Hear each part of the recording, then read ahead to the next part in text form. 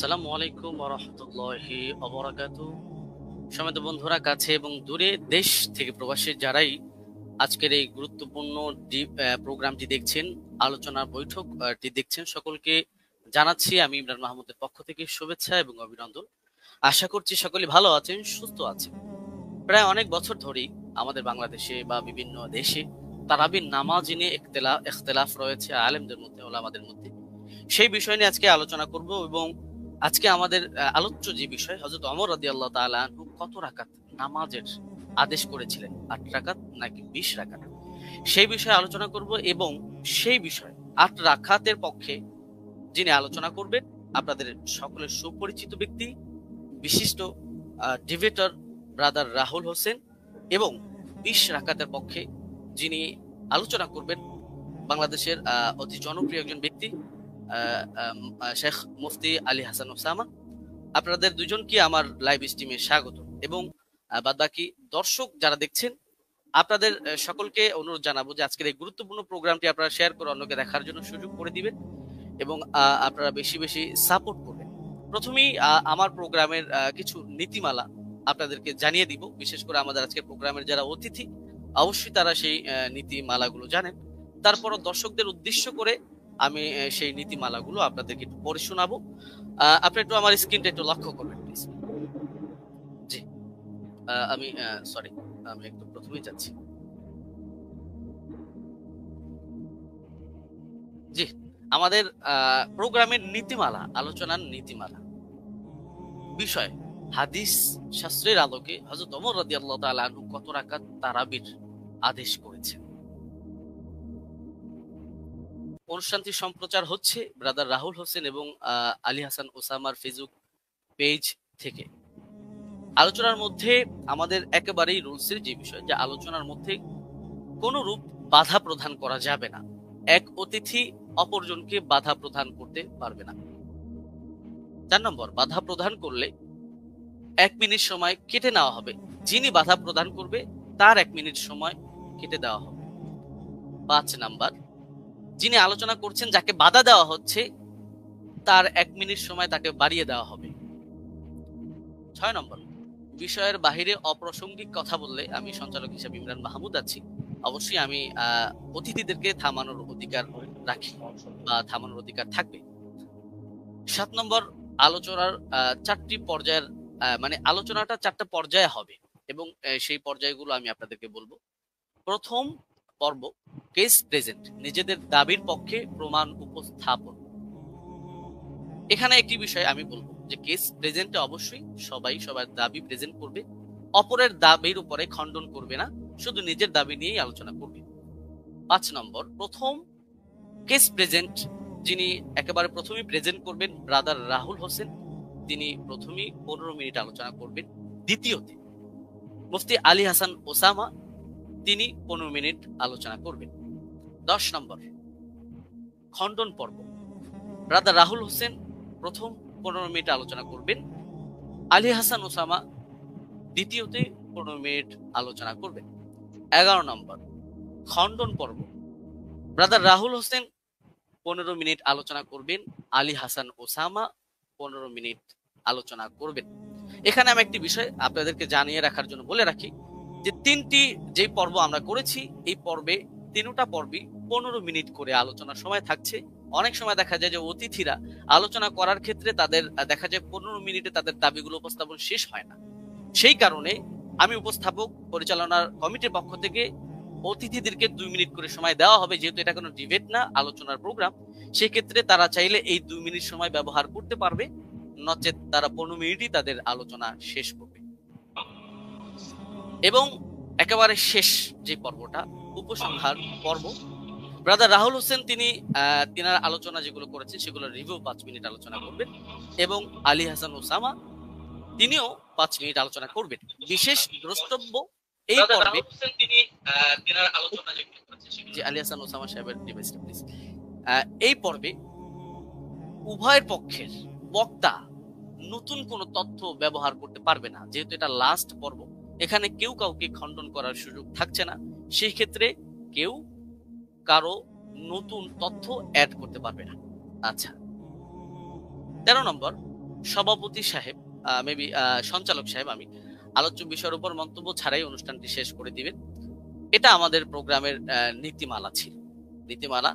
এবং আমাদের প্রোগ্রামের আরেকটি বিষয় হচ্ছে গুরুত্বপূর্ণ, যে আমরা যখন আলোচনা করব, প্রতিপক্ষ যেই থাকুক আমরা তাকে সম্মান সূচক শব্দ ব্যবহার করে আলোচনা করব। কোন রকমের অসম্মান সূচক শব্দ আমরা ব্যবহার করব না।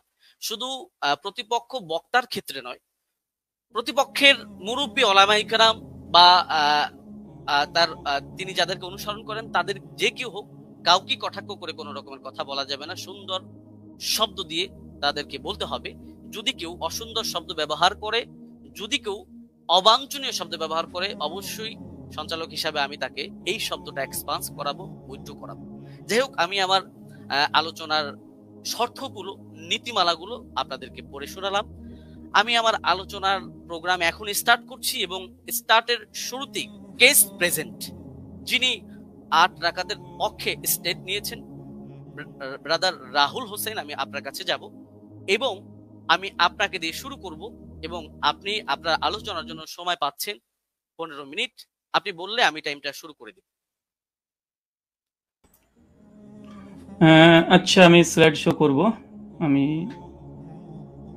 একটা স্লাইড দেব আপনাকে, ওটাকে অ্যাপ্রুভ করতে হবে।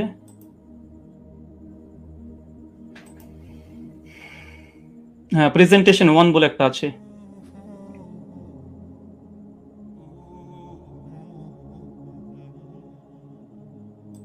হ্যাঁ, স্লাইডটা কি ঠিক আছে আপনার? হ্যাঁ, এটাই। ওকে, ঠিক আছে। আপনি বললে আমি টাইমটা আপনাকে শুরু করব। হ্যাঁ, এখন 7 মিনিট 42 সেকেন্ড চলছে। আপনি চাইলে আচ্ছা, আপনি শুরু করতে পারেন। জি, জি। আসসালামু আলাইকুম ওয়া রাহমাতুল্লাহি ওয়া বারাকাতুহু। আলহামদুলিল্লাহি রাব্বিল আলামিন ওয়াস সালাতু ওয়াস সালামু আলা রাসূলিহিল আমিন ওয়া আলা আলিহি ওয়া সাহবিহি আজমাইন, আম্মা বাদ। সম্মানিত দর্শক মণ্ডলী এবং আজকের সঞ্চালক সাহেব এবং আমার প্রতিপক্ষ হিসেবে যিনি আজকে এসেছেন, ওস্তাদ আলী হোসেন ওসামা, এবং যারা ভিউয়ার্স এখন এই মুহূর্তে দেখছেন তাদেরকে প্রথমেই প্রাথমিক পর্যায়ে সকলকে ঈদের শুভেচ্ছা জানাই। আজকে আপনারা দেখেছেন যে বিষয় আজকে আমাদের গুরুত্বপূর্ণ বিতর্কিত বিষয়ের আলোচ্য বিষয়, ওমর রাদিয়াল্লাহু তাআলা আনহু তিনি কত রাকাত তারাবি আদেশ করেছেন, 8 নাকি 20। এই আলোচনাটি হবে সম্পূর্ণ হাদিস শাস্ত্রের আলোকে। এই আলোচনাটি কেন? এই আলোচনা করার মূল কারণ বা মৌলিক কারণ হচ্ছে এটাই যে আহলে হাদিসদের উপরে একটা অভিযোগ আছে, প্রায় অভিযোগ করে থাকে যে আহলে হাদিসরা ওমর ইবনুল খাত্তাব রাদিয়াল্লাহু তাআলাকে মানে না, খুলাফা রাশিদিনকে মানে না। কারণ হিসেবে তারা পেশ করে যে ওমর বিন খাত্তাব তিনি 20 রাকাত তারাবির আদেশ করেছেন, অথচ আহলে হাদিসরা 8 রাকাত পরে মসজিদ থেকে পালিয়ে যায়। অনেকে এর জন্য এক ধাপ এগিয়ে আমাদেরকে বলে আমরা নাকি নামাজ চোর, আবার অনেকে এক ধাপ এগিয়ে তারা বলতেছে এইভাবে 8 রাকাত কোনো নামাজই নেই, 1284 হিজরির পূর্বে 8 রাকাত বলে কোনো আন্দোলন ছিল না। অনেক রকমের অভিযোগের স্তূপ আমাদের আহলুল হাদিসদের উপরে আছে। তাই আজকে এই আলোচনাটি খুব গুরুত্বপূর্ণ বিষয় এবং আপনারা সকলে মনটা খোলা রেখে, উদার রেখে আলোচনাটা শোনার চেষ্টা করবেন। আমরা কেউ একগোয়ামি কেউ আমরা করব না। তো চলুন আমাদের আলোচনার সূচনাতেই কয়েকটি বিষয়কে লক্ষ্য করতে হবে। প্রথম কথা, যে খোলাফা রাশিদিন রাদিয়াল্লাহু তাআলা আনহু তাদের যে মানার কথা স্বয়ং আল্লাহ নবী আলাইহিস সালাম তিনি বলে গেছেন। সুনান তিরমিজি হাদিস নম্বর 2676 আল্লাহ বলছেন, আমি দুনিয়া থেকে চলে যাওয়ার পরে তোমাদের মধ্যে অনেক ইখতিলাফুন কাসীরা, অনেক বড় বড় মতভেদ হবে। ফাআলাইকুম বিসুন্নতি ওয়া সুন্নাতি খুলাফায়ে রাশিদিন, আর সেই সময় তোমরা আমার সুন্নাতকে আঁকড়ে ধরবে, এক, আর দুই, সুন্নাতে খুলাফায়ে রাশিদিন আর খলিফা যারা আছে তাদের সুন্নাতকে মেনে চলতে হবে। আর আমরা সকলে জানি ফারুক আজম ওমর ইবনুল খাত্তাব ইসলামের দ্বিতীয় খলিফা। আর এটা নিয়েই আমাদের দুই পক্ষেরই দাবি যে আসলে ওমর বিন খাত্তাব কত রাকাত তারাবি আদেশ করেছিলেন। চলুন এখানে 3 নম্বর বিষয়, আমরা অনেকে অবগত আছি যে আল্লাহ রাসূল আলাইহিস সালাম তিনি মাত্র 3 দিন তারাবি জামাত করেছিলেন, তারপর স্থগিত থেকে যায়। পরবর্তী সময়তে ওমর বিন খাত্তাব রাদিয়াল্লাহু তাআলা আনহুর জামানাতে তিনি একদিন মসজিদ ভিজিট করে এসে দেখছেন যে মসজিদের মধ্যে মানুষ বিক্ষিপ্তভাবে নামাজে দাঁড়িয়ে আছে, নামাজ পড়ছে। এই কারণে ওমর বিন খাত্তাব রাদিয়াল্লাহু তাআলা আনহু উবাই বিন কাব, আপনার স্ক্রিনে দেখছেন সহিহ বুখারী হাদিস নম্বর 2010, এখানে উবাই বিন কাব রাদিয়াল্লাহু তাআলা আনহুকে তিনি তার নেতৃত্বে তিনি একটা তারাবির জামাত করে দিলেন। কিন্তু সহিহুল বুখারীর মধ্যে কত রাকাত এটা নেই, বরং জামাতের কথাটা এসেছে। এখন কত রাকাত এটা সহিহ বুখারীতে নেই, তার মানে কি হাদিস জগতে নেই? অবশ্যই আছে। চলুন কোথায় আছে আমরা একবার ঘুরে আসি। 8 রাকাতের পক্ষে হাদিস, আমাদের প্রথম হাদিস, এটা হচ্ছে মুয়াত্তা মালিক, আপনারা দেখতে পাচ্ছেন 251 নম্বর হাদিস, এবং বিভিন্ন প্রকাশনের ভিন্নতার কারণে হাদিস নাম্বার চেঞ্জ হয়ে যাবে। এখানে হাদিসটা পড়ার পূর্বে একটা কথা বলতে চাই, আজকে যে দলিল আমি পেশ করব ইনশাআল্লাহ সেই দলিলের মধ্যে কোনো দুর্বলতা ইনশাআল্লাহ থাকবে না। জি, আমি ব্যক্তি রাহুলের ক্ষেত্রে অনেক দুর্বলতা থাকতে পারে, আরবি ইবারত অনেক ভুল হতে পারে, কিন্তু ইনশাআল্লাহ যে দলিল দেব একদম পূর্ণিমার রাতের সূর্যের মতো চমৎকার, একদম চকচকে, সূর্যের মতো চকচকে করবে, কোনো এখানে একটা কালিমা লেপন করার মতো ইনশাল্লাহ আজকে এই দলিল উপর আক্রমণ কেউ করতে পারবে না। আর করলে আমরা আহলে হাদিসের পক্ষ থেকে আমি মজুদ আছি খণ্ডন করার জন্য ইনশাল্লাহ। চলুন হাদিসের সনদ এবং মতন আমরা একবার দেখে আসি এবং আপনারা দেখছেন এখানে বলছেন, দেখেন, আন হাদাসানা মালিক আন মুহাম্মদ বিন ইউসুফ আন সাইব বিন ইয়াজিদ আন্নাহু কাল। এখানে সনদের প্রথম অংশ আমরা দেখে নিয়েছি। এরপর বলছে আমারা ওমর ইবনুল খাত্তাব উবাই বিন কাবিন ও তামিম দারি। তারপরে বলছে আই ইয়াকুমু লিন্নাসি বিইহদা আশারাতা রাকা। এখানে উমর বিন খাত্তাব রাদিয়াল্লাহু তাআলা আনহু তিনি বলছেন, তিনি আদেশ করছেন, আমারা ওমর বিন খাত্তাব তিনি আমর করছেন, আদেশ করছেন কাকে? উবাই বিন কাব আর তামিম দারিকে। কি আদেশ করছেন? যেন মানুষদেরকে নিয়ে তিনি 11 রাকাত তারাবির সালাত আদায় করে। এই হচ্ছে আহলে হাদিসদের প্রথম দলিল। আর এই দলিল দিয়েই আজকে আমাদের যে কেস, আমার যে কেস, যে আমরা আহলে হাদিসরা 8 টাকার তারাবি জামাতে পড়ি, এটা ওমর বিন খাত্তাব রাদিয়াল্লাহু আনহু আদেশ করেছেন। আদেশ স্পষ্ট মজুদ আছে আলহামদুলিল্লাহ। এবং কাকে আদেশ করেছে? উবাই বিন কাব তামিম দারিকে। এটা হচ্ছে আমাদের প্রথম দলিল, মুওয়াত্তা মালিক 251 নম্বর হাদিস। এখানে লক্ষণীয় শুধু এই হাদিসটা যে মুওয়াত্তা মালিক এসেছে এমনটা নয়। এই হাদিসের তাখরিজ দেখেন, সহিহ কুবরা লিন-নাসাই হাদিস নাম্বার 4677 এই সনদ মালিক থেকে আসছে। 3 নম্বর আরেকটা আছে শারহু মানিল আল আসালি তহাবি। ইমাম তহাবি হানাফি মাযহাবের বিশেষ করে তিনি বড় ফকি এবং মুহাদ্দিস। হাদিস নাম্বার 1741 তিনিও সনদ সহকারে ইমাম মালিক থেকে এর থেকে পেশ করেছে। চতুর্থ প্রমাণ মারিফাতুস সুনান আল আসার লিল বাইহাকি হাদিস নাম্বার 5413 তে ইমাম বাইহাকি আল মুতাফা 458 হিজরি তিনিও নিয়ে এসেছেন। আচ্ছা, তারপরে 5 নম্বর শারহ সুন্নান লিল বাগাবি চতুর্থ খণ্ডে 120 নম্বর পৃষ্ঠায় ইমাম মালিকের সূত্রে এই হাদিসটাকে তিনি নিয়ে এসেছেন। আরো যারা আপনারা দেখবেন মাদ্রাসাতে মিশকাত পড়তে হয়, না পড়লে কেউ তালিমি হতে পারে না। মিশকাত হাদিস নাম্বার 1302 আপনারা দেখতে পাচ্ছেন মুওয়াত্তা মালিকের সনদ সহ এখানে মতনটাকে উল্লেখ করা হয়েছে। আর যারা দারসি নুসখা দেখতে চাচ্ছেন দেবন্দি থেকে প্রকাশনী, সেটা হচ্ছে প্রথম 115 নম্বর পৃষ্ঠায় লাইন নম্বর 9 থেকে 11তে আপনারা দেখে নিতে পারবেন। আর এটা মিসকাত আল মাসাবি, যারা বাংলা দেখতে চান, অনেক বাংলা শ্রোতা আছে, আমার বক্তৃতার সত্যতা যাচাই করে নেবেন। মিসকাত আল মাসাবি হাদিস নাম্বার 1302 এটা আপনি পেয়ে যাবেন।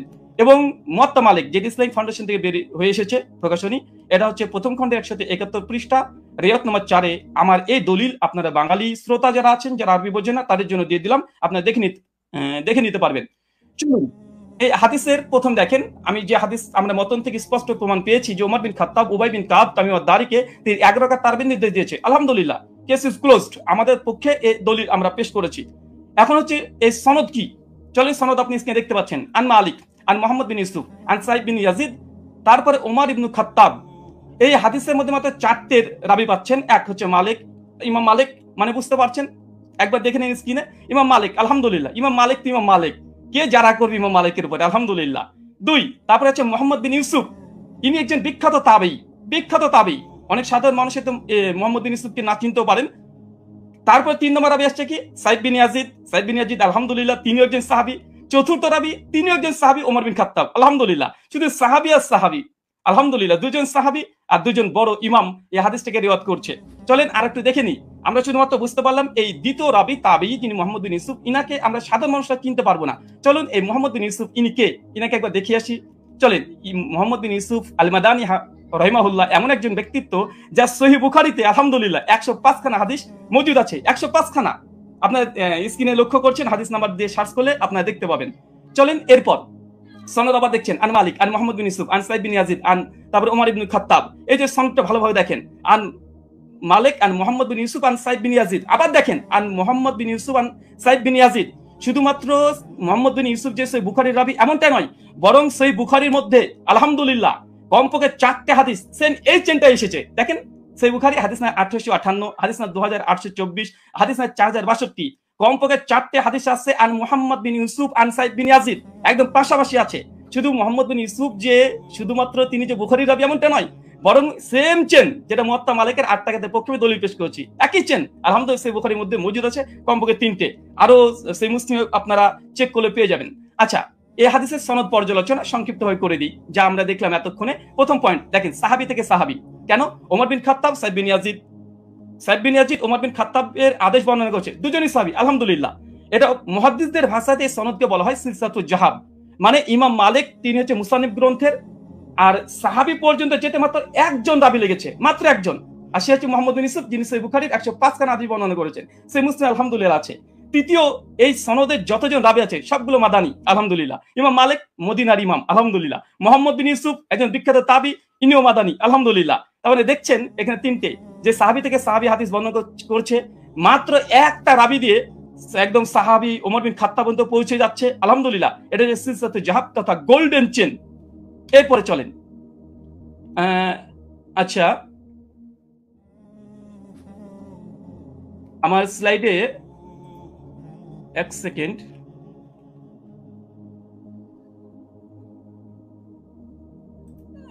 একটু থামতে হবে। আচ্ছা ঠিক আছে। আচ্ছা আমরা আমি এই কেসটা প্রেজেন্ট করলাম। এখন আলী হোসেন ওসামা হাফিজাহুল্লাহর কাছে আমার কিছু প্রশ্ন এই মুয়াত্তা মালিকের হাদিস নিয়ে। প্রথম প্রশ্ন, আলী হোসেন ওসামার কাছে 8খানা প্রশ্ন করব। প্রথম, ওমর ইবনুল খাত্তাব রাদিয়াল্লাহু তাআলা আনহু 20 রাকাত তারাবির নির্দেশ দিয়েছেন মর্মে এমন একটি সহিহ হাদিস উপস্থাপন করুন যেই সনদ হাদিস শাস্ত্রের আলোকে সহিহ হবে এবং মুত্তাসিল হবে। সনদে কোনো দুর্বল রাবি যেন না থাকে, আর সনদ যেন মাঝখান থেকে বিচ্ছিন্ন না হয়ে যায়, মানে কোনো ইনকেতা না থাকে। প্রশ্ন নম্বর 2, মুয়াত্তা মালিকের যে সনদ আমরা দেখিয়েছি, যেটা সিলসিলাতুল জাহাব মুহাদ্দিসদের পরিভাষা অনুযায়ী ওমর ইবনুল খাত্তাব রাদিয়াল্লাহু তাআলা 20 রাকাত তারাবির নির্দেশ দিয়েছে। পয়েন্ট টু বি নোটেড, 20 রাকাত নির্দেশ দিয়েছে মর্মে এমন একটি বর্ণনা পেশ করুন যার সনদ সিলসিলাতুল জাহাব এই মানে উত্তীর্ণ হয়েছে। প্রশ্ন নম্বর 3, মুয়াত্তা মালিকের বর্ণনায় সমস্ত রাবি হচ্ছে মাদানি এবং একজন রাবির ওপরে আলহামদুলিল্লাহ যারা নেই, কোনো অভিযোগ নেই। ওমর ইবনুল খাত্তাব রাদিয়াল্লাহু তাআলা আনহু 20 রাকাতের নির্দেশ দিয়েছেন মর্মে এমন একটি বর্ণনা পেশ করুন যার সনদে সমস্ত রাবি মাদানি এবং কোন রাবি। ব্রাদার প্লিজ একটু আমি আপনি কিন্তু 20 রাকাতের বিষয়ে কোশ্চেন করছেন, পরবর্তীতে কিন্তু এটা এখন কি আপনি কোশ্চেনগুলো করবেন নাকি পরবর্তীতে করবেন? আমি 8 রাকাত তারাবি, হ্যাঁ আমি প্রশ্ন কেস পেজে তো প্রশ্ন করা যায়, আমি তো তার হাদিস বা দলিল নিয়ে কোনো পর্যালোচনা করছি না। জি অবশ্যই। জি, মুয়াত্তা মালিকের যে বর্ণনা পেশ করেছি এটা সমস্ত কোন রাবির পরে সামান্য পরিমাণে জারা নেই। আমি এখানে প্রশ্ন, ওমর ইবনুল খাত্তাব রাদিয়াল্লাহু তাআলা থেকে এমন একটি 20 রাকাতের তারাবির দলিল আপনি পেশ করবেন যেখানে সমস্ত রাবি যতজন থাকবে তারপরে কোনো মানে দুর্বলতা থাকবে না, এমন একটা রিওয়ায়াত পেশ করবেন। প্রশ্ন নম্বর 4, মুয়াত্তা মালিকের 8 রাকাতের বর্ণনা সনদ বুখারী মুসলিমের শর্তেও সহিহ, প্রত্যেক রাবি বুখারী মুসলিমে, যেটা একটু আগে আপনাদেরকে আমি দেখিয়েছি। ঠিক ওমর ইবনুল খাত্তাব রাদিয়াল্লাহু তাআলা আনহু 20 রাকাত তারাবির নির্দেশ দিয়েছেন মর্মে এমন একটি বর্ণনা পেশ করুন যেটা বুখারী মুসলিমের শর্তে উত্তীর্ণ হয়েছে। প্রশ্ন নম্বর 5, মুয়াত্তা মালিকের ডজন ব্যাখ্যা গ্রন্থ পৃথিবীতে বিদ্যমান আছে। মুয়াত্তা মালিকের একজন গ্রহণযোগ্য মুহাদ্দিসের অভিমত পেশ করুন যিনি মুয়াত্তা মালিকের 8 রাকাত হাদিসের ব্যাখ্যায় এটাকে মুজতারিব বা ইস্তেরাব আছে বলে প্রত্যাখ্যান করেছে। কেন আমরা দেখি যে দেওবন্দি ওলামারা এবং বেরলভী ওলামারা, বিশেষ করে হানাফি ওলামারা, তারা এই 8 রাকাতের এই দলিলকে তারা ইস্তেরাব বা মুজতারিব বলে বাতিল করার চেষ্টা করে। এখানে আমার একটা প্রশ্ন থাকবে, মুয়াত্তা মালিকের অনেকগুলো ব্যাখ্যা গ্রন্থ আছে, একজন গ্রহণযোগ্য মুহাদ্দিসদের মত দেবেন যে এই হাদিসটাকে ইতিপূর্বে তারা ইস্তেরাবের দাবি করে বাতিল করেছে।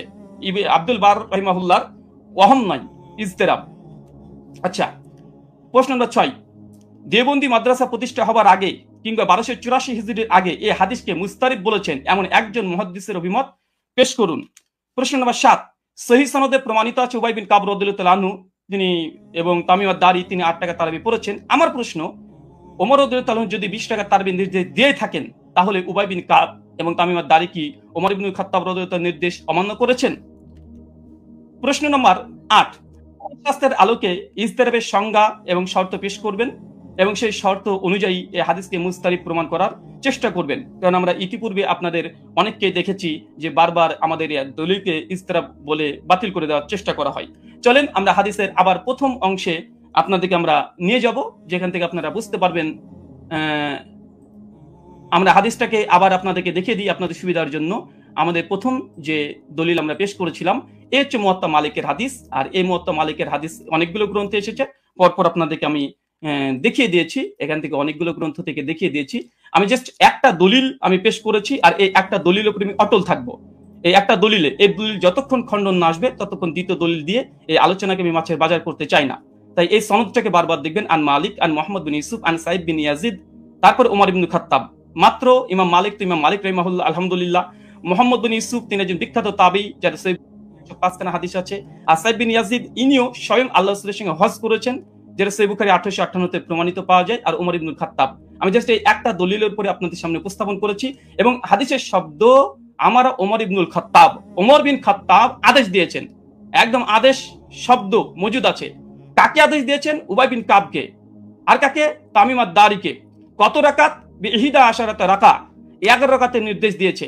স্পষ্টভাবে আমাদের এই দলিলে আমার যা কেস বা আমাদের আহলুল হাদিসদের যে দাবি তার পক্ষে জাস্ট একটা দলিল, ইনশাআল্লাহ যদি সম্ভব হয় দলিলকে যদি খণ্ডন করে ইনশাআল্লাহ তারপরে আমাদের দ্বিতীয় দলিল আমরা পেশ করব। কেননা আলোচনার মধ্যে অনেক বেশি দলিল দিয়ে গেলে, কারণ আমাদের আলোচনা যেহেতু এখানে পর্যালোচনা, এটা ডিবেট নয়। ডিবেট হলে আমি অনেক কিছু করতে পারতাম, কিন্তু আমি যেহেতু ওস্তাদজির সঙ্গে একমত হয়ে এসেছি তাই আমি তেমন কিছু মানে অনেক কথাই বলার ইচ্ছা থাকলে আমি বলবো না এখানে, কারণ আমি শেখকে বা ওস্তাদকে আমি অনেক সম্মান দিই এবং ভালোবাসা তার প্রতি আমার অনেকগুলো আছে। আর এ থেকেই একটা হাদিস, আর এই হাদিস আমি শুধুমাত্র শেখের কাছে বুঝতে এসেছি যেহেতু তিনি আমাকে বুঝাতে এসেছেন। আর পর্যালোচনা যেহেতু এটা ডিবেট নয়, তার জন্য আমার এই একটা হাদিস যে দাবির পক্ষে আমরা আহলুল হাদিসরা 8 টাকা তারাবি পড়ি এবং এই হাদিসের মান আমাদের নিকটে সহি, এবং আমাদের কাছ থেকে 8খানা প্রশ্ন আমরা উপস্থাপন করেছি 20 টাকাতের পক্ষে। এই 20 টাকাতের যদি এই প্রশ্নের জবাব যদি দিয়ে দেয় আলহামদুলিল্লাহ, আমি লিখিতভাবে শুধু এরকম না, ঘোষণা দিয়ে আমি ঘোষণা করে দেব যে জাস্ট আমি যে কথা বলেছি আমি কথা থেকে ফিরে আসছি। 8 টাকার তারাবি ওমর বিন খাত্তাব আদেশ দেয়নি, মূলত 20 টাকা দিয়েছে। আমি প্রত্যাবর্তন করব, আমি স্ট্রিমে ঘোষণা করলাম। এখনো 3টে পর্ব আছে এবং আমি এরপরে অটল থাকবো। জি শুকরিয়া, জাযাকাল্লাহ খায়রান, বারাকাল্লাহ ফিকুম, ওয়ামা আলাইনা ইল্লাল বালাগ। জি ব্রাদার রাহুল হোসেন, আপনি শেষ করেছেন। প্লিজ একটু ইয়াটা ঠিক হবে। হ্যাঁ, আপনি শেষ করেছেন এবং আপনি 1 মিনিট আগে শেষ করেছেন, চাইলে আপনি 2 মিনিট ব্যবহার করতে পারতেন। যাই হোক, আমি চলে যাব যিনি 20 রাকাতের পক্ষে দলিল পেশ করবেন, আমাদের পরিচিত ব্যক্তি শেখ মুফতি আলী হাসান ওসামা। আমি আপনার কাছে যাব এবং আপনি বললে আমি টাইমটা শুরু করে দিব। আপনার টাইমটা আপনি বলবেন।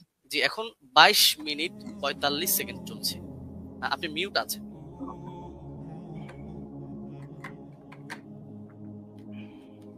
আমাদের পরিচিত ব্যক্তি শেখ মুফতি আলী হাসান ওসামা, আমি আপনার কাছে যাব এবং আপনি বললে আমি টাইমটা শুরু করে দিব। আমার আওয়াজটা শোনা যাচ্ছে? আপনি এখন শোনা যাচ্ছে, আপনার পাশে একটা ফোন চলছে, ফোনটা একটু অফ, আপনি মিউট আছেন বা অন্য কোনো ডিভাইস চলছে। আওয়াজ কি শুনতে পাচ্ছেন? আমার আওয়াজ শেখ মুফতি আলী হাসান ওসামা, আমি আপনার কাছে যাব এবং আপনি বললে আমি, আপনি কি শুনতে পাচ্ছেন আমাদের? এখন আপনাকে শোনা যাচ্ছে? আপনাকে এখন শোনা যাচ্ছে? জি, ধন্যবাদ। শুরু করতে পারেন। জি, শুরু করতে পারেন। হ্যাঁ, 23 মিনিট 40 সেকেন্ড থেকে আপনার স্টার্ট। জি।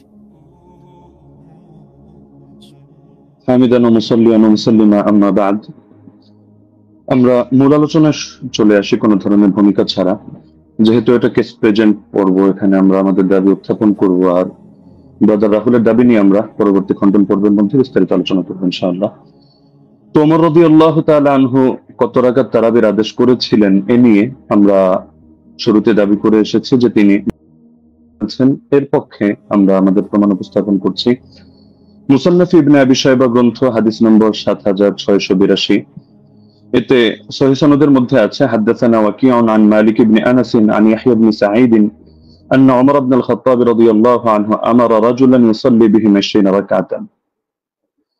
ওমর রাদিয়াল্লাহু তাআলা আনহু এক ব্যক্তিকে আদেশ করলেন তিনি তাদেরকে নিয়ে 20 রাকাত তারাবির নামাজ আদায় করবেন। এই যে হাদিসটা, এই হাদিসের মধ্যে প্রতিটা রাওয়ী ওয়াকি ইবনুল জাররাহ, ইমাম মালিক ইবনে আনাস এবং ইয়াহইয়া ইবনে সাঈদ আল-কাত্তান প্রত্যেকই হাদিস শাস্ত্রের এক একজন নক্ষত্র এবং ইমাম। তো সুতরাং এই হাদিসের রাওয়ীদেরকে নিয়ে এখানে কোনো বিতর্কের কোনো সুযোগ নেই, প্রত্যেকে নির্ভরযোগ্যতার মানে শতভাগ উত্তীর্ণ। এখন কারো কাছে একটা খটকা লাগতে পারে যে ইয়াহইয়া ইবনে সাঈদ আল-কাত্তান রাহমাতুল্লাহি আলাইহি তিনি তো ওমর ইবনে আল-খাত্তাব রাদিয়াল্লাহু আনহু জামানা পাননি, তাহলে তো মনে হচ্ছে যে হাদিসটা বিচ্ছিন্ন হয়ে যাচ্ছে, সূত্র বিচ্ছিন্ন, অর্থাৎ মাঝখানে কোনো একজন বর্ণনাকারী বাদ পড়ে গেছেন এবং তার সূত্রে তিনি বর্ণনা করছেন। তো হাদিস যদি মুনকাতি হয় তাহলে তো এটা যায়িফ মনে হতে পারে অনেকের কাছে। তো আমরা যেহেতু আমাদের শিরোনামই হলো যে হাদিস শাস্ত্রের আলোকে আমাদের আজকের আলোচনা হবে, তো আমরা এখন শাস্ত্রীয় আলোচনায় চলে যাই। আমরা শাস্ত্রীয় আলোচনার অনেকগুলো পয়েন্ট দিয়ে দেখাবো যে এই হাদিসের মধ্যে কোনো ধরনের দুর্বলতা নেই এবং হাদিসটা সর্বোচ্চ পর্যায়ে গ্রহণযোগ্য সহিহ। 1 নম্বর মূলনীতিতে আসি।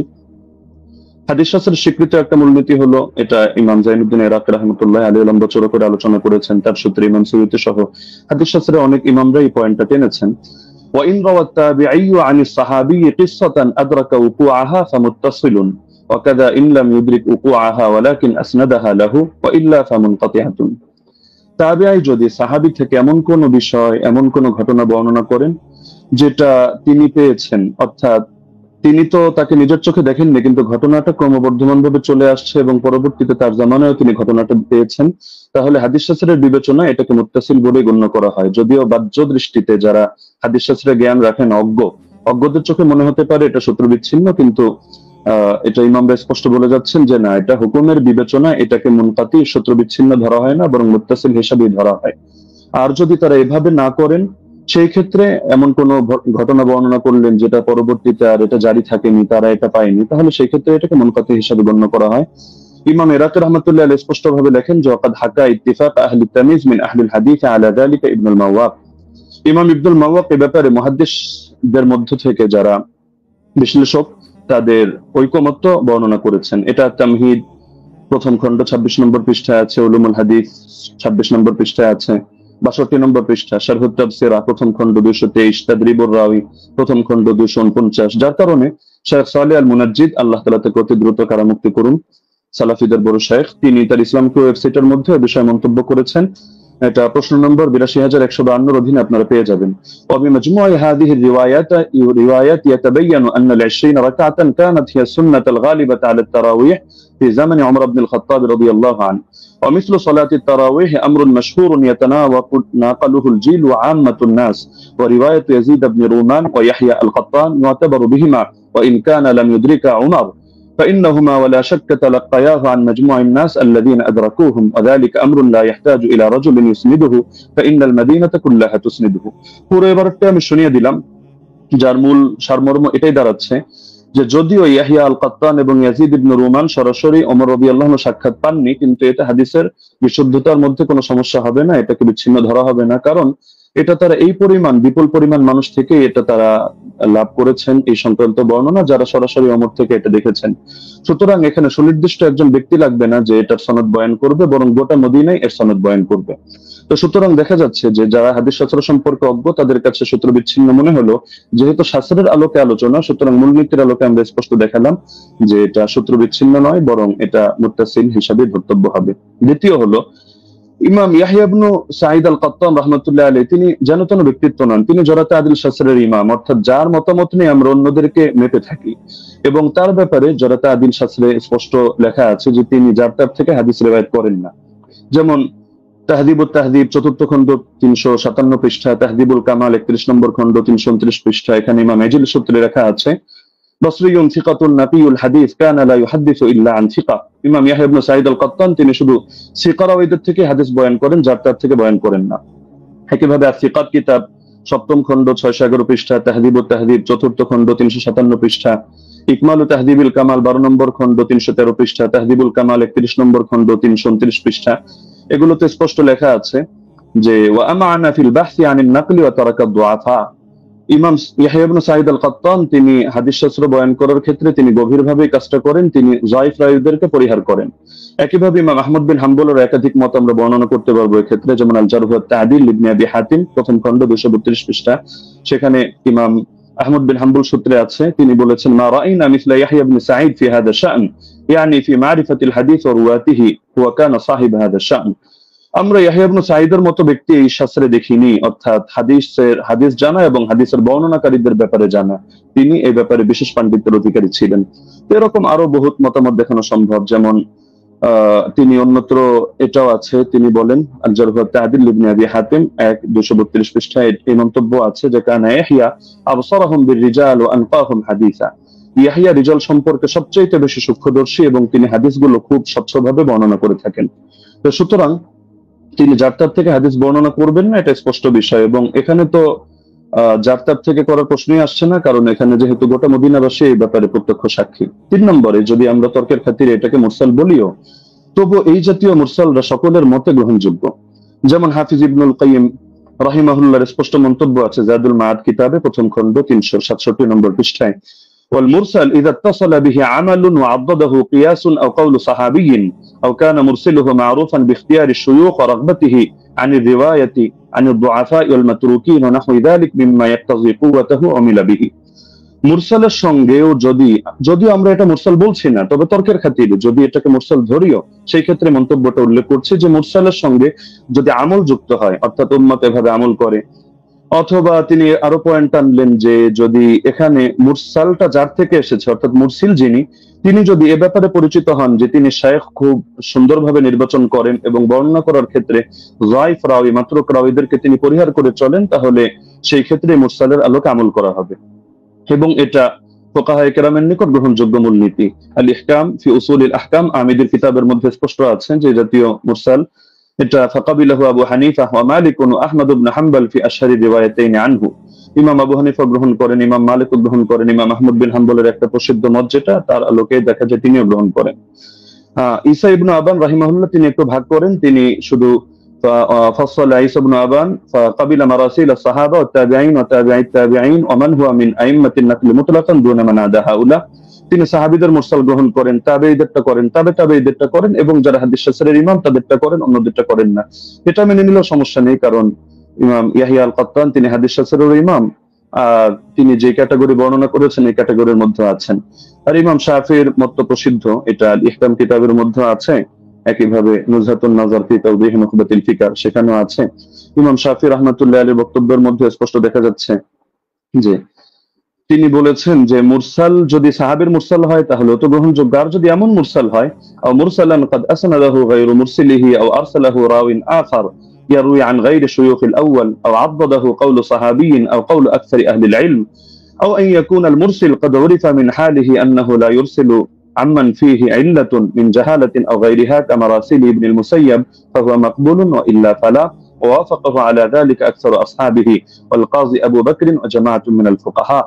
ইমাম শাফি রাহিমাহুল্লাহর মন্তব্য হচ্ছে যদি সাহাবীর মুরসাল না হয় এমন মুরসাল হয় যে মুরসালের সঙ্গে কিছু বিষয় যুক্ত থাকে, যেমন তিনি একটা উদাহরণ দিয়েছেন, যদি অধিকাংশ আহলে ইলমের বক্তব্য এর পক্ষে সমর্থন যোগায়, অর্থাৎ তারাও এই মতে পোষণ করেন, অথবা মুরসিলের গুণ হলো তিনি যাত্রার থেকে ইরসাল করেন না, বরং তিনি এমন কারো থেকে ইরসাল করা থেকে নিজেকে বিরত রাখেন যার মধ্যে কোনো দোষ আছে, সে মাঝুলি হোক, সে অন্য কোনো দোষে দোষী হোক, যেমন ইমাম সাঈদ ইবনে মুসাইয়্যিব রাহমাতুল্লাহ আলাইহি এগুলো তিনি গ্রহণ করে নেন।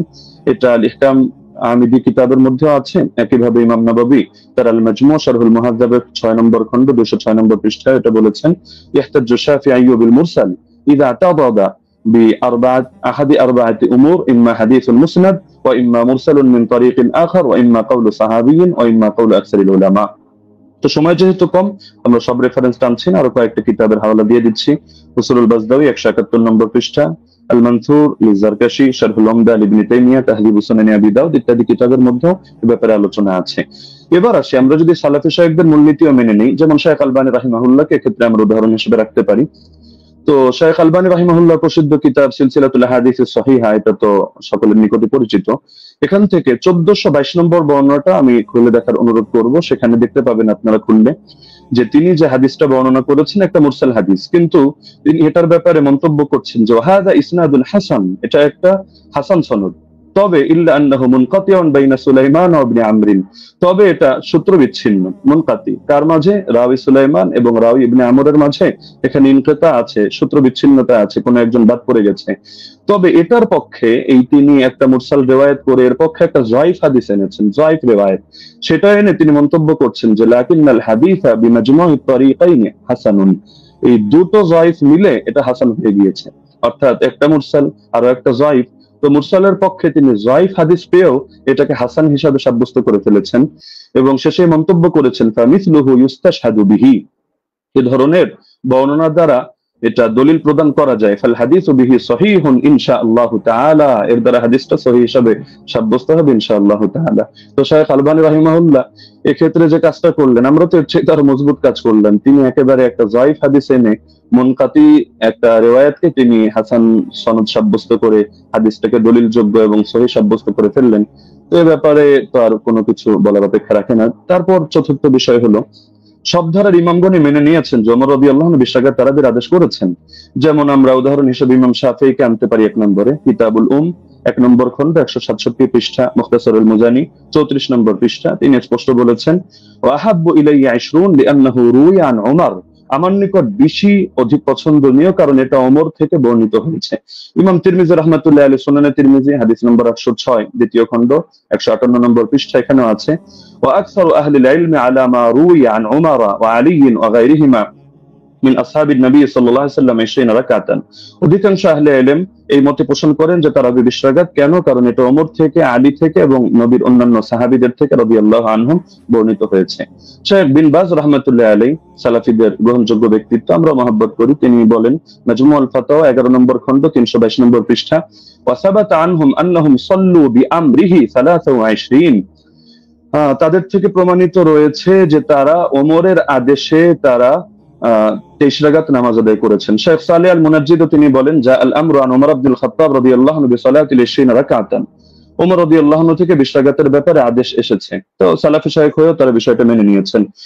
তো এর পক্ষে আরো কিছু প্রাসঙ্গিক বর্ণনা আছে, যেটা শেখ সালেহ আল মুনাজ্জিদ তার islamqo.com এর মধ্যে অন্যান্য বর্ণনাগুলো এর পক্ষে প্রমাণ হিসেবে নিয়ে এসেছেন। সাইদ বিন ইয়াজিদের বর্ণনা, অন্যান্য বর্ণনা, সেটা আমরা আপাতত টানছি না, সেটা পরবর্তী আলোচনার মধ্যে আমরা আনবো। হ্যাঁ, লাস্ট যে পয়েন্টটা আমি বলবো, যে আমরা তো স্পষ্টভাবে দেখালাম যে এর সনদের মধ্যেও দুর্বলতা নেই, মতনের মধ্যেও দুর্বলতা নেই। আর ইমামরা তো স্পষ্টভাবে বলে গিয়েছেন, যেমন খতিব বাগদাদি রাহমাতুল্লাহ আলাইহি এবং হাফিজ ইবনুল কাইয়িম রাহিমাহুল্লাহ বলে গিয়েছেন, কোন হাদিসের উপর যদি উম্মতের আমল থাকে, আল ফাকিহ আল মুতাফাক্কি 1 নম্বর খণ্ড 473 পৃষ্ঠা আর রূহ 21 নম্বর পৃষ্ঠা, তাহলে সেই হাদিসটা অবশ্যই গ্রহণযোগ্য হবে। এক্ষেত্রে আরো স্পষ্ট বক্তব্য আমরা ইমাম সুয়ুতিরটা উল্লেখ করি। তিনি তাদরিবুর রাওয়ী কিতাবের মধ্যে এনেছেন 34 নম্বর পৃষ্ঠা, ইহকামু লিল হাদিসি বিসিহহা, হাদিসের ব্যাপারে সহিহ হওয়ার হুকুম দেওয়া হবে ইযা তালাক্কাহুন নাসু বিল কবুল, যখন উম্মত সেটাকে কবুল করে নেবে এবং সেটা গ্রহণ করবে। ওয়া ইল্লাম ইয়াকুন লাহু ইসনাদুন সহিহ, এমনকি যদি তার সহিহ সনদ নাও থাকে তবুও হাদিসটা গ্রহণযোগ্য হবে। এমনকি হাফিজ ইবনে হাজার আসকালানী রাহমাতুল্লাহ আলাইহি আন-নুকাত আলা কিতাবি মুকদ্দিমাত ইবনে সালাহর মধ্যে স্পষ্ট এনেছেন। এটা আপনারা আন-নুকাত আলা কিতাবি ইবনে সালাহর মধ্যে প্রথম খণ্ড 494 495 পৃষ্ঠায় পাবেন যে মিন জুমলাতি সিফাতিল কবুল আল্লাতী লাম ইয়াতাআররাজ লাহা শাইখুনা ইয়াকসিদু জাইনাদ্দিন আল-ইরাকি আন ইয়াত্তাফিকা আল-উলামা আলা আল-আমাল বিমাদলুল হাদিস ফাইন্নাহু ইউকবালু হাত্তা ইয়াজিব আল-আমালু বিহি ওয়াকাদ সাররাহা বিযালিকা জামাআতুন মিন আইম্মাতিল উসুল। হাদিস গ্রহণযোগ্য হয় যে সমস্ত গুণের কারণে, এর অন্যতম একটা গুণ হলো যে আলেমরা এই হাদিসের বক্তব্যের আলোকে আমল করার ব্যাপারে একমত হয়ে যান। তো এরকম যদি হয় তাহলে সেই হাদিসটা অবশ্যই কবুল হয় এবং তার দ্বারা আমল করা আবশ্যক হয়ে যায়। এটা হাদিসের মূলনীতি সংক্রান্ত আলোচনা যারা করেছেন যে ইমামরা, তারা স্পষ্টভাবে এই ব্যাপারে বক্তব্য দিয়েছেন। তো এটা হাফিজ ইবনে হাজার আসকালানী রাহমাতুল্লাহ আলাইহির বক্তব্য। তো আলোচনা আরো দীর্ঘ করা যেত, বাকি সময় যেহেতু সংক্ষিপ্ত, আমরা যে পয়েন্টগুলো টানলাম, তো ব্রাদার রাহুলের মধ্যে থেকে কোনো একটা পয়েন্ট টেনে তিনি যদি দেখাতে পারেন যে না, এই শাস্ত্রের এই মূলনীতিগুলো ভুল বা এর আলোকে এটা প্রমাণিত হয় না, তাহলে আমরা তার প্রতি কৃতজ্ঞ থাকবো যে হাদিস শাস্ত্রের নতুন আরেকটা জিনিস অ্যাড হলো। তো সুতরাং আমরা শাস্ত্রের আলোকে দেখিয়ে দিলাম যে না, ইমাম ওমর রাদিয়াল্লাহু তাআলা আনহু তিনি 20 রাকাত তারাবির আদেশ করেছেন। জাযাকুমুল্লাহু খাইরান। জি, আপনাকে অনেক অনেক ধন্যবাদ মুফতি আলী হাসান ওসামা, আপনি যথাসময় শেষ করেছেন। বাদ বাকি আমি এখানেও বলে দিই যে 10 সেকেন্ড আমাদের কস হয়েছে, 10 সেকেন্ড ওসামা সাহেব বেশি পেয়েছেন। বাদ বাকি আমাদের এটা নিয়ে কোনো সে নেই আশা করি। যাই হোক, আমরা এখন যাব খণ্ডন পর্বে, এবং খণ্ডন পর্বে প্রথম 15 মিনিট আলোচনা করবেন মুহতারাম ব্রাদার রাহুল হোসেন, এবং আমি আপনার কাছে যাব, আপনি বললে আমি আপনার টাইমটা শুরু করব। আপনি মিউট হয়ে আছেন। জি, একটা স্লাইড আমি পাঠিয়েছি, এটা শো করতে হবে। স্লাইড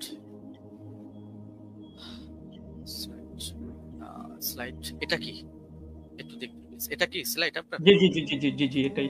জি, আপনি বললে আমি টাইমটা স্টার্ট করব। ওকে, টাইম নাও স্টার্ট। জি, 40 মিনিট। আলহামদুলিল্লাহ, সমস্ত ইনশাআল্লাহ সুবহানাহু ওয়া তাআলার জন্য আমাদের প্রথম পর্ব শেষ হয়েছে। তো মূল বিষয় হচ্ছে, এতক্ষণ আপনারা দেখলেন যে আমাদের উস্তাদজি তিনি তার প্রেজেন্টেশনে 20 রাকাত তারাবির পক্ষে তিনি দলিল উপস্থাপন করেছেন। তবে আমি হতাশ হয়েছি। হতাশ এই জন্য হয়েছি যে 8 রাকাতের পক্ষে আমরা যে হাদিসটা পেশ করেছি মুয়াত্তা মালিক থেকে, মাত্র 4টে সনদের মধ্যে না কোনো দুর্বলতা আছে, না সনদের মধ্যে কোনো রাবির উপরে আপত্তি আছে, না সনদের মধ্যে কোনো ইনকিতা, সূত্র বিচ্ছিন্ন হয়েছে। এবং আমি ওস্তাদজিকে আমার 8টা প্রশ্নের মধ্যে 5 নম্বর প্রশ্ন ছিল এইটা, যে এমন একটি দলিল পেশ করবেন যেখানে সূত্র কোনো ছিন্ন হয়নি, বিচ্ছিন্ন হয়নি, ইনকেতা নেই, সনের মধ্যে কোনো মুনকাতি কোনো সনদ পেশ করবেন না। দুর্ভাগ্যজনক হলে সত্য কথা, আজকে তিনি প্রথম যে দলিলটা পেশ করেছেন, তিনি একটা মুনকাতি একটা দলিল পেশ করেছেন, সূত্র বিচ্ছিন্ন একটা দলিল পেশ করেছেন। এবং এখানে ইয়াহিয়া সাইদ আল কাত্তান থেকে যে রাত পেশ করেছে মুসান্নাফ ইবনে আবি শাইবা থেকে আপনারা দেখেছেন। তো এখানে মুসান্নাফ ইবনে আবি শাইবাতে ইয়াহিয়া সাইদ আল কাত্তান তিনি দাবি করছেন বা বলছেন ইয়াজিদ থেকে যে ওমর রাদিয়াল্লাহু তাআলা জামানায় 20 টাকা তারাবির আদেশ দিয়েছে।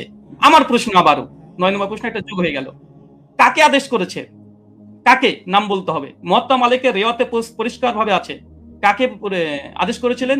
8 টাকাতের পক্ষে ওমর বিন খাত্তাব, সেটা হচ্ছে উবাই বিন কাব আর তামিম আদ-দারিকে। উস্তাদজি যে 20 রাকাতের আদেশের ওমর বিন খাত্তাব থেকে নিয়ে এসেছে, প্রথমটা সনদটা ইনকেতা আছে, সূত্র বিচ্ছিন্ন। ওমর বিন খাত্তাবের রাদিয়াল্লাহু তাআলা জামানা পর্যন্ত ইয়াহিয়া সাইদ আল কাত্তান পান নাই।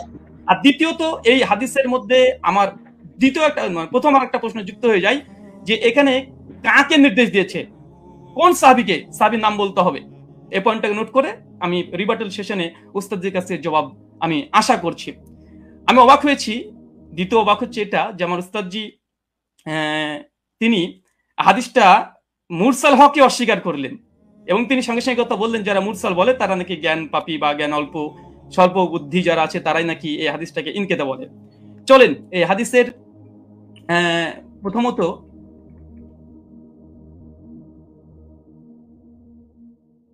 আচ্ছা প্রথম হচ্ছে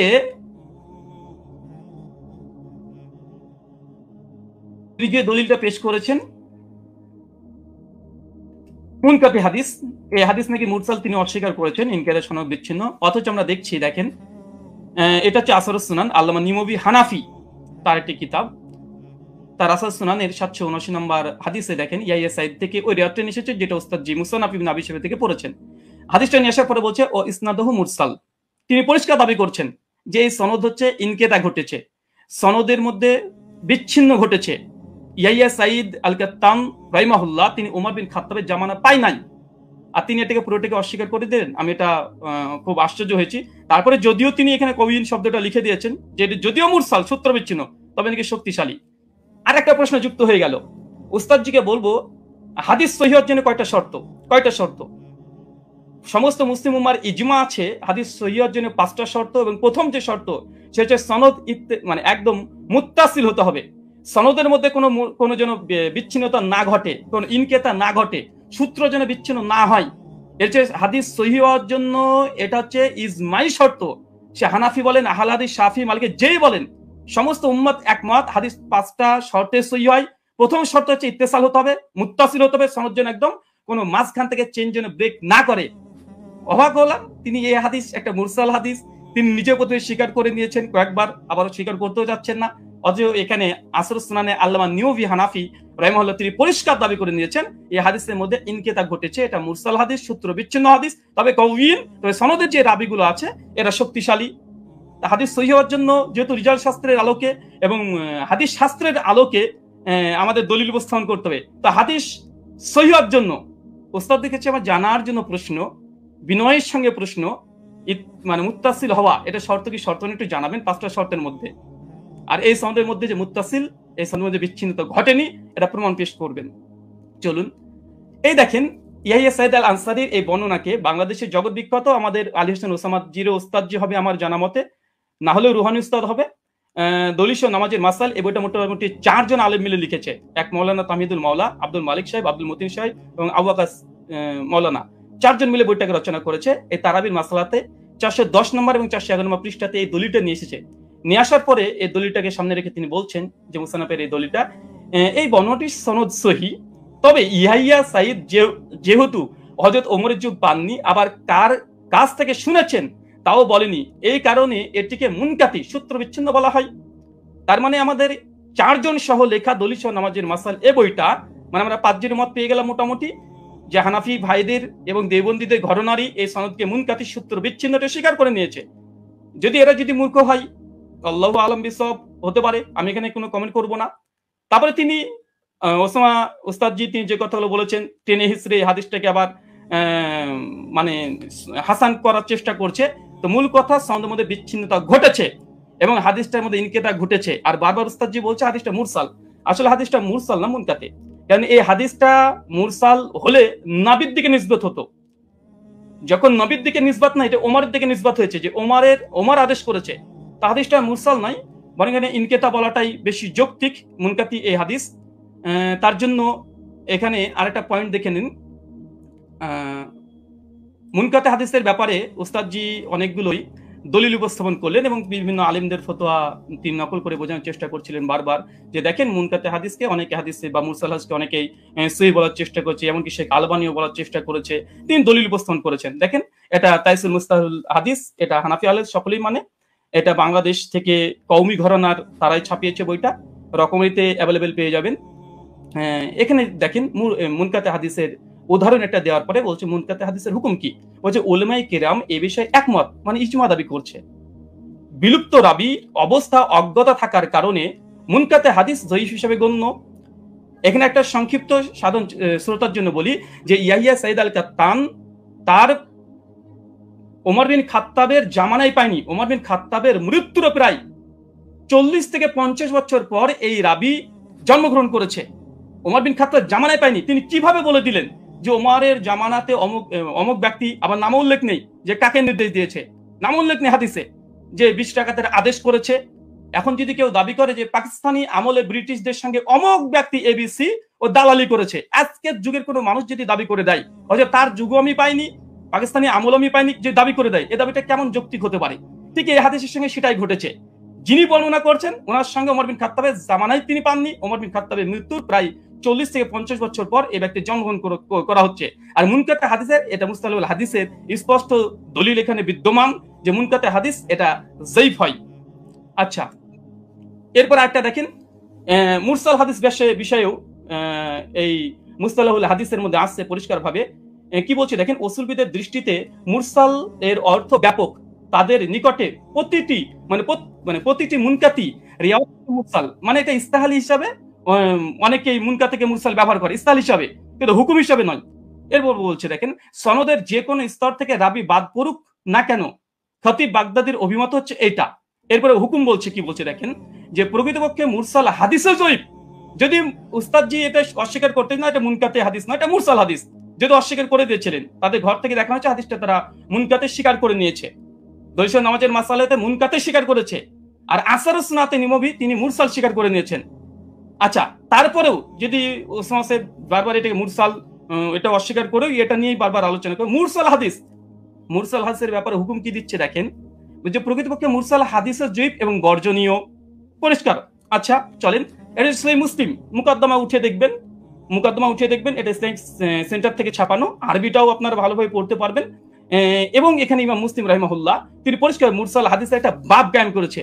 বাব কায়েম করার পরে ইমাম মুসলিম সহিহ মুসলিম রচনার পূর্বে মুকদ্দমা শুধু রাসূলের হাদিস দিয়ে তিনি একদম পালাতে রেখেছেন, তার মধ্যে মুরসাল আলোচনা করতে গিয়ে তিনি বলছেন যে মুরসাল রিওয়ায়াত হাদিস সময়ের ব্যাপারে আমাদের মুহাদ্দিসদের মানে মুহাদ্দিসগণের কেরামের অভিমত হচ্ছে মুরসাল হাদিস হুজ্জাত দলিল হিসেবে পরিগণিত হবে না। মানে কোন হাদিসের সনদের মধ্যে যদি বিচ্ছিন্ন ঘটে, যেটা আমাদের উস্তাদ যে আজকে দলিল পেশ করেছে, তাহলে সেটা কোনোভাবে হিসেবে গ্রহণযোগ্য নয়। সর্বশেষে বলছে ফলে তা মুরসাল হওয়ার সম্ভাবনায় আমাদের নিকটে হুজ্জত বা দলিল হিসেবে পরিগণিত হবে না। এবং ইমাম মুসলিম রাহিমাহুল্লাহ তিনি বলছেন মুরসাল হাদিস হোক, সনদ যদি বিচ্ছিন্ন ঘটে যায়, এই হাদিস সহিহ নয়, এটা বর্জনীয়, এটা যায়ীফ, এটা মারদুদ। এবং হাদিস সহিহ অর্জনের যে 5টা শর্ত, ইজমা আছে, এরপরে ইজমা দাবি করলাম, ইজমা আছে। প্রথম শর্ত হচ্ছে যে মুত্তাসিল হতে হবে। আচ্ছা, এখানে দেখেন উনি আলবানী রাহিমাহুল্লাহর এই সুলাইমান আর তাউসের একটা রিওয়ায়াত নিয়ে এসে বলছেন যে আলবানী দেখো তোমাদের ঘরে আলবানী একটা মুরসাল হাদিসকে হুজ্জাত গ্রহণ করে নিয়েছে। আমি একই টিট ফর ট্যাট দিয়ে দিলাম উস্তাদজিকে যে দেখেন আপনাদের দলিল নামাজের মাসাল বইয়ে আহলে হাদিসদের একটা দলিল খণ্ডন করতে গিয়ে এখানে মৌলানা আব্দুল মালিক সাহেব, আব্দুল মতিন সাহেব, তামহিদুল মাওলা সাহেব, আরো 4 জন বড় বড় বিজ্ঞ ওলামা, তারা কি বলছে, এই হিসাবে সুলাইমান ও তাউসের মাঝে আরেকটি বিচ্ছিন্নতা সৃষ্টি হয়েছে, মানে সূত্র বিচ্ছিন্ন হয়েছে, যার কারণে হাদিসটা হাসান মানে সহিহ তদুর কিবা হাসান হওয়া দুষ্কর হয়ে পড়েছে। এটা আমাদের দেওবন্দি বাংলাদেশি ওলামা মাশায়েখ যারা আছেন, বিশেষ করে কওমি ঘরানার, তাদের যারা লিখেছে ওটা একদম সকলে মাথার ওপরে তারা। তা আলবানী যেমন দলিল দিয়েছিল, আমি পাল্টা একটা দলিল দিয়ে দিলাম। আচ্ছা, এই হচ্ছে। আচ্ছা, এখানে আরেকটা দলিল তিনি যেহেতু ইয়াহিয়া সাইদ আল আনসারী থেকে একটা হাদিস মাত্র দিয়েছে, তবে বিন বাজ রাহিমাহুল্লাহ ফতোয়া পড়তে গিয়ে তিনি আরেকটা রিওয়ায়াত পেশ করেছেন, সেটা হচ্ছে ইয়াজিদ বিন রোমান থেকে। দেখেন 2 নম্বর যে দলিলটা দিয়েছে একই অবস্থা, ইয়াজিদ বিন রোমানের দলিলটাও এটাও ইনকেতা, সনদ বিচ্ছিন্ন হয়েছে। এবং আমার চ্যালেঞ্জ ছিল উস্তাদজিকে, বা আমার অনুরোধ ছিল যে উস্তাদজি এমন একটা দলিল পেশ করবেন যার মধ্যে কোনো বিচ্ছিন্নতা ঘটেনি, কোনো ইরসাল হয়নি, এবং এমন একটা হাদিস পেশ করলেন যে হাদিসে কাকে যে আদেশ করা হয়েছে তার নাম উল্লেখ নেই, অথচ মুয়াত্তা মালিক আলহামদুলিল্লাহ সনদের মধ্যে কোনো ইরসাল নেই, ইনকেতা ঘটেনি, সনদের মধ্যে কোনো রাবির উপরে জাররা পরিমাণে কোনো জারা নেই, সনদে কোন ব্যক্তিকে কোন সাহাবী ওমর বিন খাত্তাব 8 টাকা তারাবির আদেশ করেছে সেটাও মজুদ আছে আলহামদুলিল্লাহ। কিন্তু আমাদের উস্তাদজি 15 মিনিট সময় নিয়ে তিনি মাত্র একটা দলিল পেশ করেছেন, বিন বাজের ফতোয়াতে এই ইয়াজিদ বিন রোমানের এর অর্থে চলে এসেছে। এটাই একই অবস্থা। কি বলছেন দেখেন, 200 নামাজের মাসালাতেই বলছে, কি বলছে, এটিও একজন তাবিজ সাক্ষ্য, মুহাদ্দিসগণের পরিভাষা অনুযায়ী বা এটাকে মুনকাতি মুরসাল বলা হয়, কারণ ইয়াজিদ ইবনে রোমান হযরত ওমরের যুগ পাননি, একই সমস্যা, এটাকে যঈফ বলা উচিত নয়। তারপরে মাসলাকে হানাফির নিকটে যেহেতু মুরসাল হাদিস হুজ্জাত, যঈফ হাদিস হুজ্জাত, ফজিলতের ক্ষেত্রে যঈফ হাদিস হুজ্জাত, তার মানে এখান থেকে বোঝা গেল যে আহলে হাদিসরা যে দলিল পেশ করেছে আলহামদুলিল্লাহ এর মধ্যে কোনো বিচ্ছিন্নতা নেই। আমাদের হানাফি ভাইদের পক্ষ থেকে যে দলিলটা আমরা পেয়েছি প্রথম পর্বেই, কারণ প্রথম দলিল মানে মজবুত দলিল দেয় মানুষ, প্রথম যেটা দেয় সেটা মজবুতই দেয়, কিন্তু দুর্ভাগ্য সনদের মধ্যে বিচ্ছিন্নতা ঘটে গেছে, সনদের মধ্যে ইনকেতা ঘটে গেছে, মাকড়সার জালের মতো দুর্বল একটা সনদ দিয়ে এটাকে আজকে দাবি হিসাবে দলিল পেশ করা, ওস্তাদজির কাছে আমি বিষয়টা একটু কেমন ভাবে মনে হচ্ছে, যেটা কেমন ঘটে গেল যে প্রথম সনদেই এরকম একটা ঘটনা ঘটে যাবে। আচ্ছা, 2 নম্বর, আমার উস্তাদজি জাস্ট 2টো দলিলই পেশ করেছে তার প্রেজেন্টেশনে, 2টো দলিল এখানে আমি খণ্ডন করেছি। তাছাড়া তিনি আদার্স যে কথা না, তিনি তেমন কোনো কথা বলেনি, 2টো হাদিস নিয়ে, আর মুনকাতে হাদিস হুজ্জাত বা মুরসাল হাদিস হুজ্জাত তিনি এই বিষয়ে কথা বলতে চেয়েছেন। আমিও দেখিয়েছি যে ইমাম মুসলিমের নিকটে মুরসাল মুনকাতে হাদিস মানে গ্রহণযোগ্য নয়। তাছাড়া দলিল নামাজের মাসালাতে স্বয়ং আব্দুল মতিন সাহেব একটা সূত্র বিচ্ছিন্ন হওয়ার কারণে আহলেসের একটা দলিলকে বাতিল ঘোষণা করে দিয়েছে, হাসান হওয়া দুষ্কর বলে দিয়েছে। আর তৃতীয়ত মুস্তালাহুল হাদিসের গ্রন্থে যেগুলো লেখা আছে যে মুনকাতে হাদিস বা মুরসাল হাদিস সূত্র বিচ্ছিন্নতা হওয়ার কারণে কার কাছ থেকে শুনেছে এটা যেহেতু আমাদের কাছে জানা নেই, এই জন্য এই হাদিসটা মুহাদ্দিসদের নিকটে এটা যঈফ, এটা মারদুদ। এবং আমি একটা প্রশ্ন করে দিয়েছি ওস্তাদ, যে এটা এড়িয়ে যাবেন না, যেহেতু এবার রিবার্টাল সেশন আপনার এড়িয়ে যাবেন না, 8টা প্রশ্ন আপনার মানে কাঁধের উপরে আছে, এবং যেই মানে আমি চেয়েছি যেমন ভাবে তলব করেছি দেওয়ার চেষ্টা করবেন, এবং হাদিস সহিহ হওয়ার জন্য সনদ মুত্তাসিল হওয়া প্রয়োজন কি প্রয়োজন না, এটা প্লিজ দিয়ে আলোচনা শুরু করবেন। আমি আবার আপনাকে 1.5 মিনিট আগে ছেড়ে দিলাম, কেন আপনি জাস্ট 2টো দলিল পেশ করেছেন। শুকরিয়া, ধন্যবাদ, জাযাকাল্লাহু খায়রান, বারাকাল্লাহু ফিকুম। জি ব্রাদার রাহুল হোসেন, আপনাকে অনেক অনেক ধন্যবাদ। খণ্ডন পর্বে আপনি আপনার প্রথম আলোচনাটি শেষ করেছেন, যথাসময়ে শেষ করেছেন, আগেই শেষ করেছেন। যেহেতু আমি চলে যাব খণ্ডনের দ্বিতীয় আলোচক যিনি মুফতি শেখ আলী হাসান ওসামা, আপনার কাছে আপনি বললে আমি আপনার টাইমটা শুরু করে দেব। আর জি, একটু দর্শকদের উদ্দেশ্যে বলবো, দর্শক যারাই দেখছেন অবশ্যই প্রোগ্রামটি শেয়ার করে অন্যকে দেখার জন্য সুযোগ করে দিবেন ইনশাআল্লাহ। জি আলী হাসান ওসামা, আপনার কাছে যাচ্ছি, আপনি বললে আমি টাইমটা শুরু করব। জি, শোনা যাচ্ছে আমাকে? হ্যাঁ, আপনাকে ক্লিয়ার শোনা যাচ্ছে। আচ্ছা, জি শুরু করতে পারেন। জি 7 7 8 9 10 সেকেন্ড। জি ওকে। হামিদান ওয়া মুসাল্লিয়ান ওয়া মুসাল্লিমা আম্মা বাদ। শাস্ত্রীয় ব্যক্তি ছাড়া আসলে শাস্ত্রীয় আলোচনাটা একটু জটিল ব্যাপারই, যে যতটুকু পরে তার আলোকে গোটা দুনিয়াটাকে মূল্যায়ন করে। তো আমরা যে আলোচনাগুলো করেছি সবগুলো শাস্ত্রীয় মূলনীতিকে উনি এড়িয়ে গিয়ে আমাদের ব্রাদার রাহুল ভাই তিনি হলো অন্যান্য এদিক সেদিকের কথা টেনে, এবং মজার একটা ব্যাপার হলো উনি কি বলবেন আমরা মোটামুটি সবই এক থেকে আইডিয়া করতে পেরেছি, লেকিন আমি যেগুলো বলেছি এটা হয়তো ওনার আনকমন পড়ে গেছে, উনি যার কারণে বিষয়গুলো স্কিপ করে গেছেন। হাতে সময় ছিল, তিনি খণ্ডন করতে পারতেন। তো কি কি স্কিপ করেছেন আর এই খণ্ডন পর্বে যে অসঙ্গতি গুলো বলেছেন এটা নিয়ে তো আমি নেক্সট পর্বে আলোচনা করবো। আগে ওনার কেস প্রেজেন্টেশনের মধ্যে উনি যে কথাগুলো বলেছেন আমরা সেটার মূল্যায়নে আসি। একটা কথা তো তিনি গর্বের সাথে বললেন যে হাদিস সহিহ হওয়ার জন্য 5টা শর্তের ব্যাপারে ইজমা আছে, যে অবশ্যই একমত, ইজমা আছে। তো যার কারণে 3টা জিনিস দেখতে হয় সনদে, 2টো জিনিস দেখতে হয় মতনের মধ্যে, অর্থাৎ মূল টেক্সটের মধ্যে। আপনি দীর্ঘ 15 মিনিট নিয়ে খুব গর্বের সাথে বুক ফুলিয়ে ফুলিয়ে অনেকগুলো কিতাবের রেফারেন্সের আলোকে আপনি শুধু সনদের সৌন্দর্য তুলে ধরেছেন, একেবারে কি কি ফজিলত আছে এটা তুলে ধরেছেন, মতনের বিষয়টা স্কিপ করে গিয়েছেন, আর প্রশ্ন তো কিছু ছড়িয়ে দিয়েছেন। তো আমরা কিছু প্রশ্নের জবাব আমাদের কথার মধ্যে অটো চলে আসবে, বাকিগুলো আমরা আলোচনায় আনবো যেগুলো প্রাসঙ্গিক। আচ্ছা, এখন আমরা আগে মূল আলোচনায় আসি। একটু বোঝার সুবিধার্থে একটু কথাটা শুরু থেকে টানি। ওমর রাদিয়াল্লাহু তাআলা আনহু থেকে তারাবির রাকাত সংখ্যার বর্ণনাকারী 6 জন রয়েছেন। এর মধ্যে একজন তো সাহেব বিন ইয়াজিদ রাদিয়াল্লাহু তাআলা আনহু, আমরা তার প্রসঙ্গে আসছি। আর এছাড়াও আরো বাকি 5 জন রয়েছেন, যাদের 5 জনের প্রত্যেকেই সংখ্যাটা তারাবির রাকাত সংখ্যা 20 বলে উল্লেখ করেছেন। ইয়াজিদ বিন রুমান তিনি 23 বলেছেন, বেতের সহ মুয়াত্তা মালিকে আছে। আব্দুল আজিজ বিন রুফাই 20 বলেছেন, মুসান্নাফ ইবনে আবি শাইবা আছে। উবাই বিন কাব 20 বলেছেন, মুসনাদে আহমদ বিন মানিতে আছে। ইয়াহইয়া ইবনে সাঈদ 20 বলেছেন, আমরা আগে উল্লেখ করেছি। মুহাম্মদ বিন কাব কুরাজি 20 বলেছেন, কিয়ামুল লাইল মারওয়াজির মধ্যে আছে, ইত্যাদি। এখন বাকি থাকলো শুধু সাহেব বিন ইয়াজিদের কথা। সাহেব বিন ইয়াজিদ থেকে তার 3 জন শাগরেদ এই বিষয়ক হাদিস বর্ণনা করেছেন। একজন হল ইয়াজিদ বিন খুসাইফা, তিনিও 20 বর্ণনা করেছেন, সুনানে কুবরা বাইহাকিতে আছে। দ্বিতীয় হারিস বিন আব্দুর রহমান বিন আবি যুবাব, তিনি 23 বর্ণনা করেছেন, অর্থাৎ বেতের সহ, এটা মুসান্নাফে আব্দুর রাজ্জাকে আছে। আর 3 নম্বর হলো মোহাম্মদ বিন ইউসুফ, যে সূত্রটা টেনে তিনি গর্বের সাথে বলেছেন যে একমাত্র আমরা একটা দলিল দিলাম, বাকি দলিলগুলো আমরা পরে আনবো। বাস্তব কথা হলো ওমর রাদিয়াল্লাহু আনহু 11 আদেশ করেছেন এই মর্মে, অন্য কোনো বিশুদ্ধ দলিল তিনি আদৌ আনতে পারবেন কিনা এটাই চিন্তার বিষয়। তো এখন যে মোহাম্মদ বিন ইউসুফ সূত্রে তিনি আনলেন, সেই মোহাম্মদ বিন ইউসুফ থেকে এই সংক্রান্ত হাদিসটা বর্ণনা করেছেন 5 জন। এখন 5 জনের মধ্যে রেওয়ায়েতে কারোর সাথে কারোর মিল নেই, এক একজন এক একভাবে রেওয়ায়েত করেছেন। এর মধ্যে সবচেয়ে মজার বিষয় হলো তিনি যে সনদটা এনেছেন, এখানে তো ইমাম মালিক রাহমাতুল্লাহ আলাইহি তার সূত্রে বয়ান করেছেন 11 রাকাত। এরকম আরো 2-1টা বর্ণনা আছে, কিন্তু দেখা যাচ্ছে মোহাম্মদ বিন ইসহাক রাহমাতুল্লাহ আলাইহি তিনি বর্ণনা করেছেন এই মোহাম্মদ বিন ইউসুফ থেকে 13 রাকাতের কথা, যেটা মুসনাদে আহমদ বিন মানিতে আছে। এছাড়া দাউদ বিন কায়েস রাহমাতুল্লাহ আলাইহি তিনি এবং আরো অনেকে 21 রাকাতের কথা বর্ণনা করেছেন, যেটা মুসান্নাফে আব্দুর রাজ্জাকে বিশুদ্ধ সনদে আছে। যদি এটা সনদ নিয়ে চ্যালেঞ্জ করেন আমরা তাহলে সনদের আলোচনায় আসবো। তো দেখা যাচ্ছে মতনের মধ্যে মিল নেই, মতনের মধ্যে এখানে সমস্যা বিদ্যমান। সব শাগরেদরা বলছে একভাবে, কিন্তু মোহাম্মদ বিন ইউসুফ থেকে এসে দেখা যাচ্ছে যে এখানে সনদের মধ্যে যদিও যারা বয়ান করেছেন সনদের বিশুদ্ধতা আছে, এটা নিয়ে আমি আপত্তি করছি না, কিন্তু হাদিস সহিহ হওয়ার জন্য যদি 5টা শর্ত, শুধু সনদ ঠিক থাকলে হবে না। এমন বহুত হাদিস আছে সনদ সুন্দর, কিন্তু তার ইসের মধ্যে মতনের মধ্যে সমস্যা আছে। তো এখানে মতনের মধ্যে যে ঝামেলাটা হয়েছে এটাকে ইস্তেরাব বলে। ইস্তেরাব মানে হলো যে কোথায় 21 রাকাতের কথা আর কোথায় হলো 11 রাকাতের কথা, আবার কোথায় 13 রাকাতের কথা। যদিও 13 নিয়ে একটা ব্যাখ্যা ওনারা দাঁড় করানোর চেষ্টা করেন ধারণা প্রসূত ভাবে, তো সেটা আপাতত বাদই দিলাম। তো 21 রাকাত আর 11 রাকাত সম্পূর্ণ ভিন্ন কথা, কিন্তু মূল বর্ণনাকারী একজন। তো এখন হাদিসের মধ্যে যদি ইস্তেরাব পয়দা হয় তাহলে হাদিসটা দুর্বল হয়ে যায়। এটা তাদরিবুর রাওয়ী বিশরহি তাকরিবুন নাওয়াবী পৃষ্ঠা 133 এর মধ্যে স্পষ্টভাবে লেখা আছে, ইস্তেরাব ইউজিবু বা'ফাল হাদিস।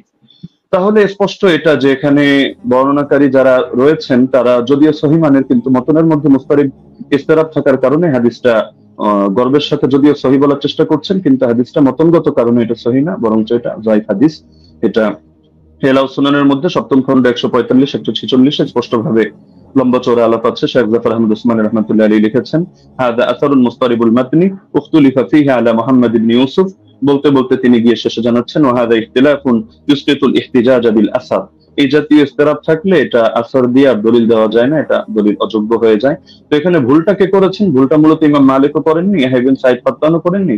ভুলটা হয়েছে এখানে অসঙ্গতিটা প্রকাশ পেয়েছে মোহাম্মদ বিন ইউসুফ থেকে। যদিও তিনি উচ্চ পর্যায়ের রাবী, কোনো সন্দেহ নেই, কিন্তু এক এক সময় তিনি এক এক ভাবে বয়ান করেছেন। তো যার কারণে জিনিসটা এটা দুর্বলের প্রমাণিত হয়ে গিয়েছে। আচ্ছা, দ্বিতীয় পয়েন্ট হলো যে হাদিসের বর্ণনাকারী যারা, তাদের আমলই তো এর খেলাফ। ইমাম মালিক রাহমাতুল্লাহ আলাইহি আমল দেখা যাচ্ছে যে তিনি 8 রাকাতের পক্ষে না। সাহেব বিন ইয়াজিদ তার আমলও এর খেলাফ। একইভাবে যাকে আদেশ করেছেন বলে তিনি উল্লেখ করলেন যে 2 জনের নামের মধ্যে উবাই বিন কাব রয়েছে, উবাই বিন কাবের ব্যাপারেও আছে যে না, তার আমলও এর খেলাফ। ইমাম মালিক রাহমাতুল্লাহ আলাইহি প্রসঙ্গে লম্বচড় আলোচনা করা যাবে তার মাযহাবে সরাসরি তার শাগরেদদের রেফারেন্স দিয়ে। এবং এর বাইরে যে মতগুলো প্রচারিত আছে, মূলত আমি সহজে বলে দিই যে তার থেকে 2টা মত আছে, এক হলো 20 রাকাতের কথা, এক হলো 36 রাকাতের কথা। 20 রাকাতের কথা ইমাম ইবনে আব্দুল বার রাহমাতুল্লাহ আলাইহি নকল করেছেন, এবং তার মাযহাবের কোন কিতাব যেমন দুসুকের মধ্যে, আনোয়ারের সাথিয়ার মধ্যে এটা আছে। বাকি 36 রাকাতের কথাটাই তার থেকে সবচেয়ে বেশি প্রসিদ্ধ এবং মুতাবার। তাহলে দেখা যাচ্ছে যে তার আমলের ব্যতিক্রম। এটা বিদায়াতুল মুস্তাহিদ 1 নম্বর খন্ড 214 নম্বর পৃষ্ঠা উদাহরণ হিসেবে দেখা যেতে পারে। আরো প্রচুর রেফারেন্স আছে, প্রয়োজন হলে আমরা দেব। আচ্ছা, দ্বিতীয়ত হলো সাহেব বিন ইয়াজিদের আমল যে খেলাফ, এটা হলো বাইহাকি মারিফাতুস সুনান ওয়াল আসার কিতাবে 4th খন্ড 42 নম্বর পৃষ্ঠা 5409 নম্বর রিওয়ায়াতে আছে। আন সাঈদ ইবনে ইয়াজিদ قال كنا نقوم في زمان عمر بن الخطاب ب20 রাকাতান ওয়াল উইতর। আমরা ওমরের জামানায় 20 রাকাত তারাবি পড়তাম এবং আমরা বেতন নামাজ আদায় করতাম। তাহলে দেখা যাচ্ছে তার আমলও এর খেলাফ। একইভাবে যাকে আদেশ করলেন সে উবাই বিন কাবের আমলও ছিল এর খেলাফ। এটা আল হাদিসুল মুখতারা জিয়া মাকদিসির গ্রন্থ 1161 নম্বর রিওয়ায়াত, সেখানে স্পষ্ট আছে আন উবাই ইবনে কাব আন্না উমারা আমারা উবাইয়ান আন ইউসাল্লিয়া বিন নাস ফি রমাদান। এই হাদিসের শেষে গিয়ে স্পষ্ট আছে ফাসাল্লা বিহিম 20 রাকাতান, তিনি মানুষদেরকে নিয়ে 20 রাকাত নামাজ আদায় করলেন। তাহলে এটা তো সম্ভব না, খলিফা তাকে আদেশ দিবে একটা আর তিনি খলিফার আদেশ লঙ্ঘন করে করবেন আরেকটা। তার মানে খলিফার আদেশই ছিল 20 রাকাত। তবে এটা মোহাম্মদ বিন ইউসুফ বলতে গিয়ে একাধিক জায়গায় এক এক রকম বলেছেন, এক জায়গায় তার থেকে কখনো 11 রাকাতের কথা এসেছে।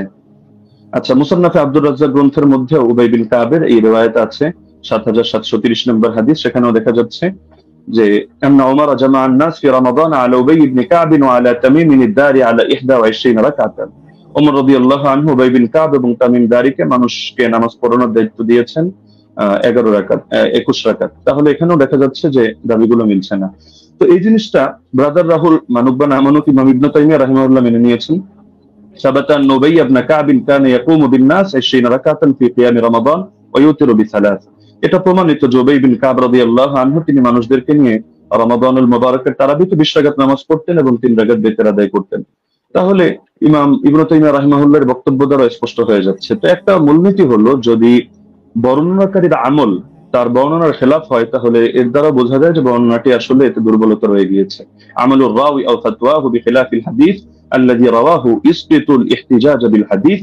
এটা আমরা যেহেতু সময় কম আমরা শুধু রেফারেন্স গুলো দিয়ে দিচ্ছি, আপনারা ক্রস চেক দিয়ে নিতে পারেন। কাশফুল আসরার 3 নম্বর খণ্ড 63 পৃষ্ঠা, উসুল সারাখসি 2 নম্বর খণ্ড 5 নম্বর পৃষ্ঠা, আল কাফি 3 নম্বর খণ্ড 1354 পৃষ্ঠা, আল ফুসুল ফিল উসুল 3 নম্বর খণ্ড 203 নম্বর পৃষ্ঠা, আত তাকরীর ওয়া তাহদীব 2 নম্বর খণ্ড 266 পৃষ্ঠা, আত তাওবীহ 2 নম্বর খণ্ড 25 নম্বর পৃষ্ঠা, ফাওয়াতিহুর রাহমুদ 2 163, কাওয়াইদ ফি উলুমিল হাদিস 202 নম্বর পৃষ্ঠা, শারহুল মানাব 661, আল বাহরুল মুহিত 3 নম্বর খণ্ড 246 পৃষ্ঠা, আল ইহকাম বিল আমিদি 2 নম্বর খণ্ড 165 নম্বর পৃষ্ঠা। এমনকি গায়রে মুকাল্লিদ আলেম শেখ ইব্রাহিম শিয়ালকুটি রাহিমাহুল্লাহ তিনিও এটা স্পষ্ট স্বীকার করেছেন ইনারাতুল মাসাবি গ্রন্থে, যেটা তারাবি শীর্ষক 29 নম্বর পৃষ্ঠায়। अगर रावी का अमल उसकी रिवायत के खिलाफ हो तो उसकी रिवायत काबिल अमल ना होगी। स्पष्ट কথা। 3 নম্বর পয়েন্ট হলো 20 রাকাত তারাবির বিষয়টা তো উম্মতের তাআমুল, উম্মতের ঐকমত্যের দ্বারা প্রমাণিত। সুতরাং যদি আমরা তর্কের খাতিরে, এটা তো আমরা দেখালাম যে আসলে ওনার মতনের সমস্যার কারণে ওনার হাদিসটা যতই মুয়াত্তা মালিক বলুক আর যে কিতাবের নামই বলুক, কিন্তু মুয়াত্তা মালিক হওয়ার মানে তো এটা না যে প্রতিটা হাদিসের কোনো জায়গায় কোনো ধরনের কোনো অসঙ্গতি নেই, কোথাও কোনো মতনের মধ্যে ইস্তিরাব নেই, এমন কথা কেউ দাবি করার সুযোগও নেই। তো যদি কেউ দাবি করেও থাকে যে তিনি একসময় 11 রাকাত আদেশ করেছিলেন তর্কের খাতিরে মানলেও, তাহলে আমরা ব্যাখ্যা দিয়ে গিয়েছেন। যেমন ইমাম ইবনে আব্দুল বার মালিক রাহমাতুল্লাহ আলাইহি ব্যাখ্যা দিয়েছেন যে এটা মানসুখ। শুরুতে হয়তো তিনি 11 রাকাতের দিয়েছিলেন, এরপর তিনি 21 রাকাতের কথা বলেছেন। এটা আল ইস্তিযকার 2 নম্বর খণ্ড 68 নম্বর পৃষ্ঠায় আছে। একইভাবে ইমাম বাজি রাহিমাহুল্লাহ তার মন্তব্য একই, আল মুনতাকা 2 নম্বর খণ্ড 208 নম্বর পৃষ্ঠা। ইমাম আদাউই, ইমাম ইবনে হাবিব তারাও বলে গিয়েছেন, যেটা হাশিয়াতুল আদাউই আলা কিফায়াতুত তালিব 1 নম্বর খণ্ড 353 নম্বর পৃষ্ঠার মধ্যে বিদ্যমান আছে। মজার বিষয় হলো এই কারণেই ব্রাদার রাহুল যে মত পোষণ করুক না কেন, 4 মাযহাবের কেউই 8 রাকাত সুন্নাত হওয়ার ফতোয়া প্রদান করেননি। তো যার কারণে 4 মাযহাবের 4 ইমাম যখন আপনারা 20 রাকাতের মতামত দিচ্ছেন, বিশেষ করে ইমাম মালিক থেকে 2টা মত আছে, 20 আছে, 36 আছে, লেকিন এটা তো স্পষ্ট 8-এর কথা কেউ বলছেন না। এবং 8-এর নামে যেটা চালানো হয় সালাফি ভাইরা কেউ কেউ চালায়, তো সেটা প্রমাণিত না। কেন প্রমাণিত না এটা যদি চ্যালেঞ্জ করে আমরা উনি সেই রেফারেন্স টানলে জবাবে আসবো, না হলে শুধু শুধু জবাব দিয়ে সময় বাড়িয়ে লাভ নেই। তো মূলনীতি হলো ইমাম ইবনে রাজব হাম্বলি রাহমাতুল্লাহ আলাইহি লিখেছেন তার ফাদলুল ইলমি সালাফ আলা ইলমিল খালাফ পৃষ্ঠা 83-এর মধ্যে, فأما ما اتفق على تركه فلا يجوز العمل به لأنهم ما تركوه إلا على علم أنه لا يعمل به। ইমামরা যদি একমত হয়ে যায় যে হাদিসটা এটা তরক করা হচ্ছে, অর্থাৎ তারা কেউ এর আগে ফতোয়া দিচ্ছেন না, আমল করছেন না, তাহলে সেটা আসলে মজবুত থাকে না এবং তার মধ্যে বিভিন্ন দুর্বলতা তৈরি হয়ে যায়, সেটা দলিলযোগ্য হয় না। কারণ এটাকেও শাদ বলে। শাদ কখনো সনদের দ্বারাও হয়, কখনো মতনের দ্বারাও হয়। তিনি তার কিতাব শারহুল ইলাল তিরমিজির মধ্যে 2 নম্বর খণ্ড 624 নম্বর পৃষ্ঠা, এই কিতাবগুলোর নাম তো অবশ্যই ব্রাদার রাহুল শোনার কথা, এই পৃষ্ঠাগুলো পড়েছেন কিনা আমি জানি না, না হলে আপনি প্রয়োজনে এগুলো চেক দিয়ে আপনি মন্তব্য করতে পারেন। যে তিনি লিখেছেন ওমা হুয়া শাদুল মাতনি কাল আহাদিস আল্লাতী সাহাহাতিল আহাদিস বিখিলাফিহা ওয়া আজমাআত আইম্মাতুল উলামা আলাল কওলি বিগাইরিহা। যে হাদিসের ক্ষেত্রে দেখা যাচ্ছে যে উম্মতের আলেমদের মধ্যেও যারা ইমাম, তারা এর বিপরীত ফতোয়া দিচ্ছেন, সেই ক্ষেত্রে সেই হাদিসের মতনকে শায হিসাবে বিবেচনা করা হয়। অর্থাৎ শায যদি কোনো হাদিসের মতনকে বলা হয় তাহলে সেটা সহিহ থাকে না। তাহলে দেখা যাচ্ছে যে যদি উনি পয়েন্ট বলেছেন অনেকগুলো এবং গর্বের সাথে বলেছেন, কিন্তু সবগুলো মিলে উনি সনদের আলোচনায় সীমাবদ্ধ থেকেছেন, মতনের আলোচনায় আসেননি। আমরা মতন থেকে কয়েকটা পয়েন্ট দেখালাম, আরো অনেক পয়েন্ট দেখানো সম্ভব, যে উনি যে হাদিসটা দেখিয়েছেন এটা মুস্তারিব একটা হাদিস। আচ্ছা, এখন প্রাসঙ্গিকভাবে কয়েকটা আলোচনা করে ফেলি যেহেতু হালকা সময় বাকি আছে। তিনি মুরসাল না মুনকাতি এটা নিয়ে একটু জ্ঞান দেওয়ার চেষ্টা করেছেন, যে এটাকে আমি কেন মুরসাল বললাম, মুনকাতি বলা উচিত ছিল। আসলে কোন জায়গায় কোন শব্দ ব্যবহার হবে এটা পরিভাষাগুলো একটু বিস্তরভাবে পড়া লাগে। শুধু একটা তাইসির মুস্তালাহিল হাদিস পড়েই ইমাম আর ফকি হয়ে গেলে তো মুশকিল ব্যাপার। যেমন আমি আপনাকে প্রসিদ্ধ কিতাব যেটা আপনারা পড়েন, নুকাত আলা মুকাদ্দিমাত ইবনে সালাহ 1 নম্বর খণ্ড 447 পৃষ্ঠা দেখবেন। একইভাবে আল ইবহাজ 2 নম্বর খণ্ড 339 পৃষ্ঠা দেখবেন। এবং শরহে মুসলিমের মধ্যে নববীও বলেছেন যে আম্মাল মুরসাল فهو عند الفقهاء والأصوليين والخطيب البغدادي وجماعة من المحدثين من قطع إسناده على أي وجه كان انقطاعه فهو عندهم بمعنى المنقطع। ফকিহদের দৃষ্টিতে, উসুলিয়িনদের দৃষ্টিতে, খতিবে বাগদাদের দৃষ্টিতে এবং একদল মুহাদ্দিসদের দৃষ্টিতে মুরসালের সংজ্ঞা হলো যে সনদের মধ্যে যেভাবেই বিচ্ছিন্নতা হোক না কেন, ইনকাতা যেভাবেই হোক না কেন, এটা মাঝেই হোক আর শেষেই হোক, রাসূলের আগেই হোক আর সাহাবীর আগেই হোক, বাস সেটাকেই তারা মুনকাতি হিসেবে বলে থাকেন। তো এটা একটা তাদের ইসতিলাহগত বিষয়। তো সুতরাং এই জিনিসটা মানে মুরসাল বলা উচিত ছিল না, মুনকাতি বলা দরকার ছিল, বিষয়টা এমন না। আচ্ছা, উনি যে নিমাউই রাহিমাহুল্লাহর হাওয়ালা দিলেন আথার সুনান থেকে, উনি আরবি যেহেতু পড়তে পারেন টুকটাক, উনি তো এটা দেখার কথা যে ইমাম নিমাউই রাহিমাহুল্লাহ তিনি শুধু এতটুকুই বলেন নাই যে হাযা মুরসালুন কাওয়ি, যে হাদিসটা মুরসাল, হাদিস শক্তিশালী, বরং যে মূলনীতিটা আমরা এনেছি ইমাম ইরাকির হাওয়ালায়, যে তাবেঈ যদি সাহাবীর থেকে কোনো ঘটনা বয়ান করে যেটা তার জামানায় জারি ছিল, তাহলে সেটাকে বাহ্যিকভাবে মুরসাল ধরা হলেও কিন্তু হুকুমের বিবেচনায় মুত্তাসিল ধরা হয়। আমরা তো আলোচনা করছি শাস্ত্রীয় মূলনীতির আলোকে হুকুম প্রসঙ্গে। তো এই মূলনীতিটা আপনি যে কিতাবের হাওয়ালা দিলেন এবং মজার বিষয় যে স্ক্রিনশট দিলেন, আপনি এটাই যদি ভালো করে দেখেন টিকার মধ্যে খুঁজে পাবেন। তো দেখা যাচ্ছে আপনি একাংশ পরে তাড়াহুড়ো করে রেফারেন্স দিয়ে দিলেন, কিন্তু এটা আপনার নজরের বাইরে চলে গেল, যার কারণে নিমাউইকে আমার বিরুদ্ধে দাঁড় করিয়ে দিলেন। দ্বিতীয়ত দলিল সহ আমাদের মাসাইল কিতাবটাকে আমার বিরুদ্ধে দাঁড় করালেন। তবে মজার বিষয় হলো আপনি এই জিনিসটা খেয়াল করলেন না যে আমি বারবার বলছি যে বাহ্যিকভাবে দেখতে মুনকাতি, সূত্র বিচ্ছিন্ন, তবে আমরা হুকুম নিয়ে আলোচনা করছি যে হুকুমের বিবেচনায়, যেমন মারফুয়ে হুকমি তো এই শব্দ আপনার শোনার কথা, যে অনেক হাদিস এটা মারফু না, মানে আল্লাহ রাসূলের দিকে নিসবত করে সাহাবী বলেন নাই, কিন্তু সাহাবী বলেছেন স্বাভাবিক তার উক্তি হিসাবে। কিন্তু আমরা যখন বিবেচনা করছি আমরা বলছি মারফুয়ে হুকমি, মানে দেখতে যদিও এটা মাওকুফ হাদিস, সাহাবীর বর্ণনা, সাহাবীর উক্তি, কিন্তু হুকুমের বিবেচনায় এটা হলো মারফু, অর্থাৎ আমরা এটাকে মারফু হিসাবে বিবেচনা করব। এখন যদি আপনি এক কিতাব খুলে দেখেন, দেখো সে তো মাওকুফ বলেছে, অথবা আপনি এখন তাহলে মারফু বলছেন কিভাবে, তাহলে বলতে হবে ভাই বিবেচনাবোধের পার্থক্য তো আপনাকে বুঝতে হবে। একটা জাহিরি এতেবার, একটা হাকিকি এতেবার। জাহিরি বিবেচনায় হাদিসটাকে আপনার মুনকাতি মনে হতে পারে, কিন্তু আপনি শাস্ত্রের কথায় যখন আসবেন, শিরোনামে যেহেতু শাস্ত্রীয় আলোচনা, তো আপনি শাস্ত্র দিয়ে দেখতে হলে আপনি শাস্ত্রের মূলনীতির আলোকিত বিবেচনা করতে হবে, না হলে মূলনীতিকে চ্যালেঞ্জ করেন। আপনি অমুক কিতাবে এটা আছে, তমুক কিতাবে এটা আছে, শুধু এতটুকু বললে যথেষ্ট না, আপনাকে মাথায় রাখতে হবে একটা শাস্ত্র পরিগণিত হয় টোটাল পুরো বিষয়টাকে সামনে রেখে। কোরআনের এক আয়াত আর এক আয়াতের তাফসীর হয়, না হলে আপনি এক আয়াত দিয়ে মতকেও বৈধ করে দিতে পারবেন, আর এক আয়াত দিয়ে জিহাদকেও নিষিদ্ধ করে সব জায়গায় সবরের আদেশ দিতে পারবেন, কিন্তু পুরো সামগ্রিক ভান্ডারকে, শাস্ত্রকে সামনে রেখে আপনার সিদ্ধান্তে আসতে হবে। এই জিনিসটা যদি না বোঝেন তাহলে শুধু আবেগী কিছু কথা বলবেন বা একটু ইমোশনাল কিছু লেকচার হবে, লেকিন এর দ্বারা শাস্ত্রীয় কোনো কথা হবে না। তো যেহেতু সারা দেশ এটা দেখছে এবং আলেম ওলামা তালিবুল ইলম সবাই মূল্যায়ন করছে, সুতরাং আমার অনুরোধ থাকবে নেক্সট পর্বে আপনি শাস্ত্রীয় আলোকে এই মূলনীতিগুলো চ্যালেঞ্জ করেন। ধন্যবাদ, জাযাকাল্লাহ। আমি কারেক্ট টাইম শেষ করলাম। জি, মোহতরম আলী হাসান ওসমান, আপনাকে অনেক অনেক ধন্যবাদ। আমি আরেকটি জিনিস আপনাদেরকে মনে করিয়ে দিতে চাই যে আপনাদের জন্য আমাদের পক্ষ থেকে 2 মিনিট সময় ছিল বা আছে। আরেকটি খণ্ডন পর্ব আছে, আপনারা চাইলে 2 মিনিট আপনারা ব্যবহার করতে পারেন। আমি দ্বিতীয় খণ্ডন পর্বটি যাচ্ছি এবং এই খণ্ডন পর্বর পরেই আমাদের কোনো খণ্ডন পর্ব থাকছে না, একটাই লাস্ট। আমি প্রথমে চলে যাব ব্রাদার রাহুল হোসেন আপনার কাছে, এবং আপনি বললে আমি টাইমটা শুরু করব। একটা স্লাইড পড়েছি, স্লাইড 8 লেখা আছে, 8 লেখা আছে, দেখেন। জি, পেয়েছি। জি, স্ক্রিনে নিয়ে আসতে হবে। আচ্ছা, সময় স্টার্ট নাও। সো বিসমিল্লাহ। সম্মানিত দর্শক মন্ডলী, উস্তাদজি যেটা শেষ করছেন সেটা দিয়ে শুরু করবো। উনি বললেন যে পালে উসুলকে চ্যালেঞ্জ করতে। আমি চ্যালেঞ্জ করে দিয়েছি, ওস্তাদ যে আমার 8টা অভিযোগের 2টা পয়েন্টে জবাব দেয়নি এবং বলেছিল জবাব দেবে, এবং আমি নাকি স্বাস্থ্য সম্পর্কে তেমন না জানলে এটা সমস্যা, কিন্তু কোথায় যে সমস্যা তিনি এখন পর্যন্ত বলেননি। এটা একটা কেমন হয়ে গেল? ওস্তাদজিকে আবার বলে দিয়ে ওসুলকে চ্যালেঞ্জ করেছি, একটু শুনবেন। আমি আপনাকে বলেছিলাম যে হাদিস সহিহ হওয়ার জন্য ইজমাই ওসুল হচ্ছে 5খানা শর্ত লাগবে। প্রথম হচ্ছে মুত্তাসিল হওয়া, সনদের মধ্যে শক্তিশালী হওয়া, সনদের মধ্যে বিচ্ছিন্ন যেন না হয়, এবং দেখানো হয়েছে যে সনদের মধ্যে বিচ্ছিন্নতা আছে। ইয়াহিয়া সাইদ আল কাত্তান উমর বিন খাত্তাবের যুগ পান নাই, এটা হুকমান মারফু বা আপনি যতই প্রমাণ করার চেষ্টা করেন না কেন, কোনোভাবেই এটা প্রমাণ করা সম্ভব নয় যে সনদের মধ্যে ইনকেতা ঘটেনি, যেটা আমি দেবন্দি হানাফি বেল কিতাব থেকে দেখিয়েছি।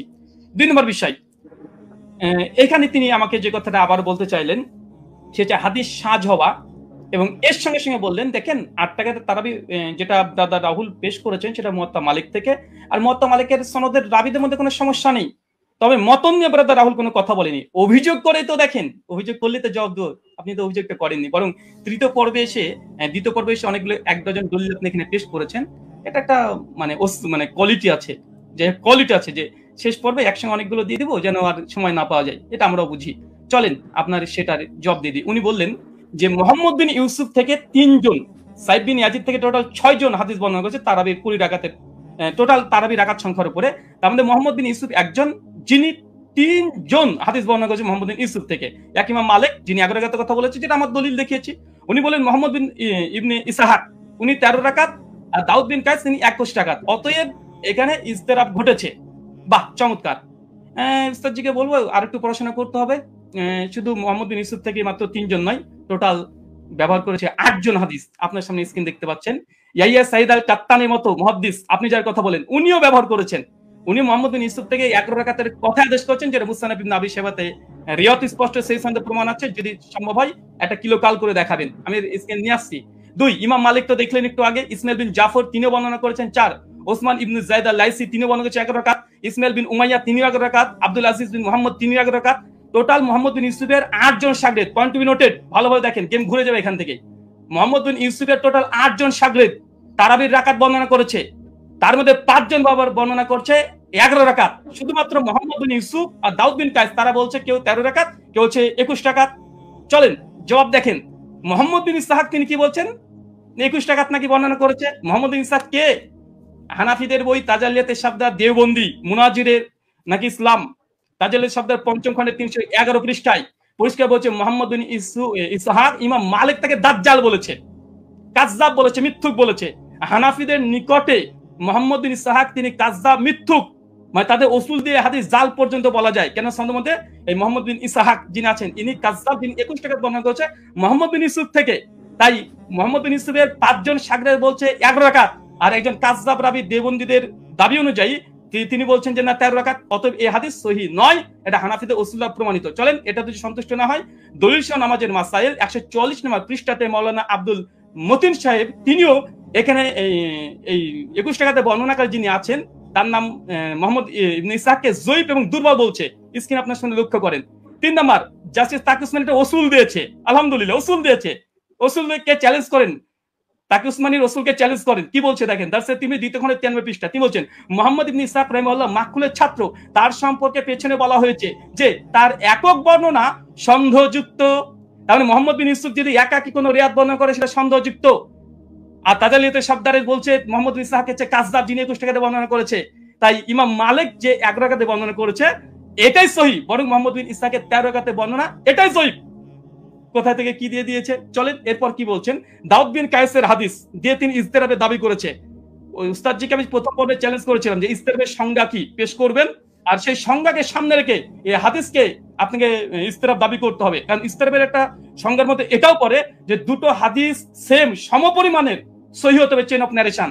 মুয়াত্তা মালিকের যে গোল্ডেন চেন সিলসিলাতুল জাহাব, একটা দলিল পেশ করেন আলহামদুলিল্লাহ, এখন মতো আসবে না। আমার তো উস্তাদজি প্রথম থেকে তিনি মুনকাতে হাদিস জয়ীফ মুনকাতে দলিল পেশ করছে, একটা মুত্তাসিল পারছেন না। মুয়াত্তা মালিকের মতো একটা দলিল দিতে পারছেন না। উস্তাদজি 15-30 মিনিট শেষ হয়ে গেল, মাত্র 15টা মিনিট আছে। একটা মুয়াত্তা মালিকের মতো গোল্ডেন চেন বারবার এই মুনকাতে সনদ দিয়ে দিচ্ছেন। চলেন তারপর দেখেন দাউদ বিন কায়েসের এখানে বলছে কি যে দাউদ বিন কায়েসের ইহদা ইশরিন যে এখানে 21 রাকাতে বর্ণনা আছে। হ্যাঁ আছে, দাউদ বিন কায়েসের এই হাদিস শুধু দাউদ বিন কায়েস একা এক জায়গায় বর্ণনা করেনি, এবং দাউদ বিন কায়েস এই হাদিস আরেকজন শাগরেদ, দেখেন একই সনদ, এর যে ইমাম ফারাবির কিতাবুস সিয়াম 175 নম্বর হাদিস, এই 175 নম্বর হাদিসে ওমর বিন খাত্তাব তারাবি জামাত করেছে, এখানে রাকাতের সংখ্যা উল্লেখ নেই। আর এইখানে দেখেন মুসান্নাফ আব্দুর রাজ্জাক উসমান সাহেব যে দলিল পেশ করেছে 21 রাকাতের, এই 21 টাকা যদি হয়েও যায়, এখানে ওমর যে আদেশ করেছে দাউদ বিন কায়েসের বর্ণনাতে নেই। কিসের ইস্তেরাব? দাউদ বিন কায়েসের রিওয়াতে এখানে যে আদেশ করেছে, নির্দেশ দিয়েছে, ওমর নাই। ওমরের জামানায় পড়তো, কে পড়তো, কারা পড়তো, কে আদেশ করেছে, ওমর কি তাকে নির্দেশ করেছে? কিচ্ছু নাই। তাই ইস্তেরাব হওয়ার জন্য মতনের মোটামুটি সরাসরি কন্ট্রাডিকশন থাকতে হয়, সরাসরি কন্ট্রাডিকশন থাকতে হয়, অথবা দুটো মতন এমন সনদ এমন শক্তিশালী পর্যায়ের যেগুলো তাকবির দেওয়া সম্ভব নয়। এখানে 21 টাকাতে যে দাউদ বিন কায়েসের দুইজন এক জায়গাতে তিনি বর্ণনা করছেন, কোন রাকাত সংখ্যা তিনি বর্ণনা করছেন না। তাই এই দাউদ বিন কায়েসের 21 টাকাতে হাদিস দিয়ে তারপর যদি ধরে নি ফর সেক অফ আর্গুমেন্ট, দাউদ বিন কায়েসের হাদিসে ওমর আদেশ দিয়েছে নাই, তাই এই হাদিসকে সামনে রেখে মুয়াত্তা মালিকের হাদিসকে ইস্তেরাব দাবি করা, এটা বেলপাক লেখাকের কি। আর 2 নম্বর, ইবনে ইসহাকের যে 21 টাকাতে বর্ণনা, ইবনে ইসহাকের ওই রিওয়াতে ইবনে ইসহাককে সরাসরি দেওবন্দিরা কাজদা বলছে, দাজ্জাল বলছে, ইমাম মালিকের কল নকল করে তার দলিল দেওয়া মানে গাছে কাঁঠাল গোপে তেল। তাই দুটো জয়ীব দলিল দিয়ে মুয়াত্তা মালিকের মতো গোল্ডেন চেন সিলসিলাতে জাহাবের পুরো অভিযোগ আপত্তি করা সনদ এবং মতনে পড়ে, এটা খুব হাস্যকর ওস্তাদজি। এটা আপনার কাছে অন্তত হাদিস শাস্ত্রবিদ, আপনি হাদিস পড়ান শুনেছে একটা বক্তৃতাতে, কিন্তু এরকম করবেন আজকে আমি এটা ভাবতে পারিনি।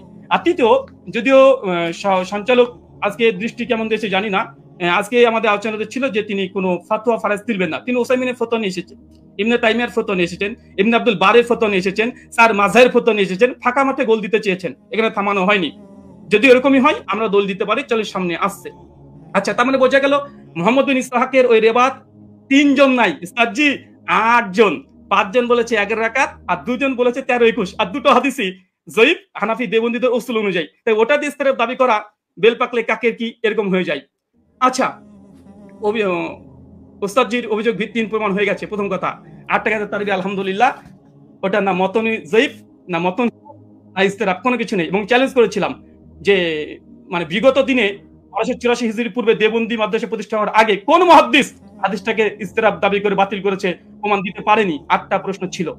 আচ্ছা, 20 রাকাত ইতিহাস বললেন, যখন 20 রাকাতের ইতিহাস, 20 প্রথমে হয়তো 11 রাকাত তারাবির আদেশ করেছিল ওমর বিন খাত্তাব, পরে হয়তো 20 রাকাত করেছে। তারপরে তিনি স্বীকার করে নিয়েছেন অর্ধেক যে ওমর বিন খাত্তাব 11 রাকাতের আদেশ করেছিলেন। আলহামদুলিল্লাহ। অনেকে বলে যে ছিলই না, কোনোদিনই ছিল না। 1984 প্রথম দাবি। দলিল নামাজের মাসালে কি বলছে দেখেন, ওমর বিন খাত্তাব 11 রাকাত তারাবির আদেশ করেছে, পরবর্তী সময় মানুষেরা 20 রাকাত পড়েছে, ওমরের আদেশে পড়েছে, দেখাতে পারবেন ইনশাআল্লাহ। দেখা দলিল নামাজের মাসালেও তো আছে, ইমাম বাইহাকির ওই কলটা নকল করেছে, যেটা উস্তাদজি ওমর বিন খাত্তাব 11 রাকাতের আদেশ করেছিলেন, কিন্তু পরবর্তী সময়ে কিরাত ভারী হওয়ার কারণে তার রাকাত সংখ্যাকে বাড়িয়ে দিলেন, কিরাতকে কমিয়ে দিলেন। তো মানুষজন, জনগণ, তারা ওমরের আদেশে নয়, ওমরের আদেশে নয়, কে বা কারা তারা 20 রাকাত চালু করেছিল ওমরের জামানায়, কিন্তু ওমরের আদেশে নাই। ওমরের আদেশে কত রাকাত? মালিকি 11 রাকাত, স্পষ্ট প্রমাণ। এখানে দেখেন মালিকি মাযহাবের ইমাম হাবিব মালিকি দলিল নামাজের মাসাল থেকে দেখাচ্ছে যেন একটু পুষ্টিকর বেশি হয় তথ্যগুলো। কি বলছে দেখেন, যে প্রথমে 11 রাকাতই ছিল, মানে ওমরের আদেশ 11 রাকাতই ছিল, কিন্তু তারা কিরাত লম্বা করতেন, ফলে ভারী ঠেকতো। পরে তারা রাকাত সংখ্যা বাড়ালেন, মানে ওমরের আদেশে নয়, জনগণ এমনি বাড়িয়েছে, রাকাত বাড়িয়ে দিয়েছে, কিরাত ছোট করে দিয়েছে, তাই ওটা বাতিল। তিনি বললেন যে ইমাম মালিক ছাড়া নাকি করেনি। এটা আপনি দেখেন যে ইমাম মালিক ছাড়া কতজন করেছে। ইমাম মালিক ছাড়া টোটাল 7 জন বর্ণনা করেছে। এখানে আমাদের স্ক্রিন আপনারা দেখতে পাচ্ছেন। ওই দাবিটা ওসমান সাহেবের একটু হাদিসের মতন সম্পর্কে অজ্ঞতাই আছে বলবো, যদি মানে মনে করেন যে না আমি একটু বাড়াবাড়ি করলাম, তো কিছু করার নেই, একটু বলতে হবে। আচ্ছা, এখানে দেখেন, আচ্ছা, ইমাম মালিক 11 রাকাত গ্রহণ করেনি, এটা খুব জোর দিয়েছে, যদি আজকে বিষয়ের সঙ্গে সম্পৃক্ত না। আজকের বিষয় ওমর কত রাকাত তারাবির আদেশ করেছে, ওস্তাদজি মুনকাতে দলিল দিয়েছে, মুতাসিল দিতে পারেন আলহামদুলিল্লাহ। আমরা একদম chain of narration golden chain দিয়েছি। আচ্ছা, ইমাম মালিক 11 রাকাতের আদেশ করেনি, চলেন দেখেন, এটা কিতাব সালাতুত তাহাজ্জুদ, এটা আব্দুল হক আন্দলুসি রাহিমাহুল্লাহর গ্রন্থ।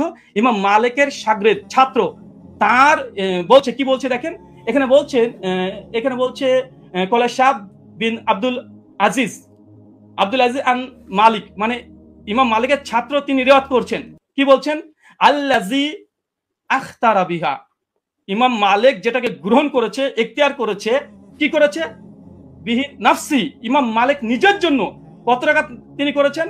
তারপর তিনি বলছেন দেখেন, ফি কিয়ামে রমাজান হুয়াল লাযী জামা ইমাম মালিক উমর বিন খাত্তাব যার করে জমা করেছে উমর বিন খাত্তাব, সেটা হচ্ছে ইহিদা আশারাতা রাকাতান ওয়া হুয়া সালাতে রাসূলুল্লাহ সাল্লাল্লাহু আলাইহি ওয়াসাল্লাম। এখানে ইমাম মালিকের কথা নকল করছে সঙ্গে ইমাম মালিকের ছাত্র। আমি এখানে ইমাম মালিকের ছাত্র ডাইরেক্ট কল, তিনি বলছেন যে ইমাম মালিক যেটা গ্রহণ করেছিলেন সেটা হচ্ছে 11 রাকাত, যেটা ছিল রাসূলুল্লাহ সালাত এবং ওমর বিন খাত্তাব যার পরে জমা করেছে, প্রথম কল। দ্বিতীয় দেখুন এখানে হচ্ছে ইবনে কাসিমের একটা কলমে নকল করে গেছি। ইবনে কাসিম তিনি মালিক থেকে বর্ণনা করছে যে ওমরের জামানায় 36 রাকাত পড়া হতো, 36 রাকাত পড়া হতো। কিন্তু ইমাম মালিক কত গ্রহণ করেছে দেখেন, শেষে লাল দিয়ে দাগানো আছে। তারপরে হচ্ছে আত্তারা ওয়া নাফসি, ইমাম মালিক নিজের জন্য যেটা নির্ধারণ করেছে ইহিদা আশারাত রাকাতান, কিন্তু ইমাম মালিক নিজের জন্য 11 রাকাত। মানে ইমাম মালিকের সময় মানুষ 36 রাকাত পড়ছে, কিন্তু ইমাম মালিককে যখন সরকার যখন চিঠি পাঠায়, এই ঘটনা বর্ণনা আছে অনেক জায়গাতেই, তারপরে তাকে যখন বললো যে নামাজের সঙ্গে কি কমিয়ে দেবো, সেই সময় মালিক বলছে তারা পড়তে থাক, কিন্তু আমি নিজের জন্য ফি নাফসি, আমার জন্য ইহিদা আশারাত রাকাতান, আমি 11 রাকাতকে আমি নিজের জন্য গ্রহণ করলাম। মানুষ কি পড়ছে দেখার দরকার নেই, ইমাম মালিককে এই কথা মেনে নিন।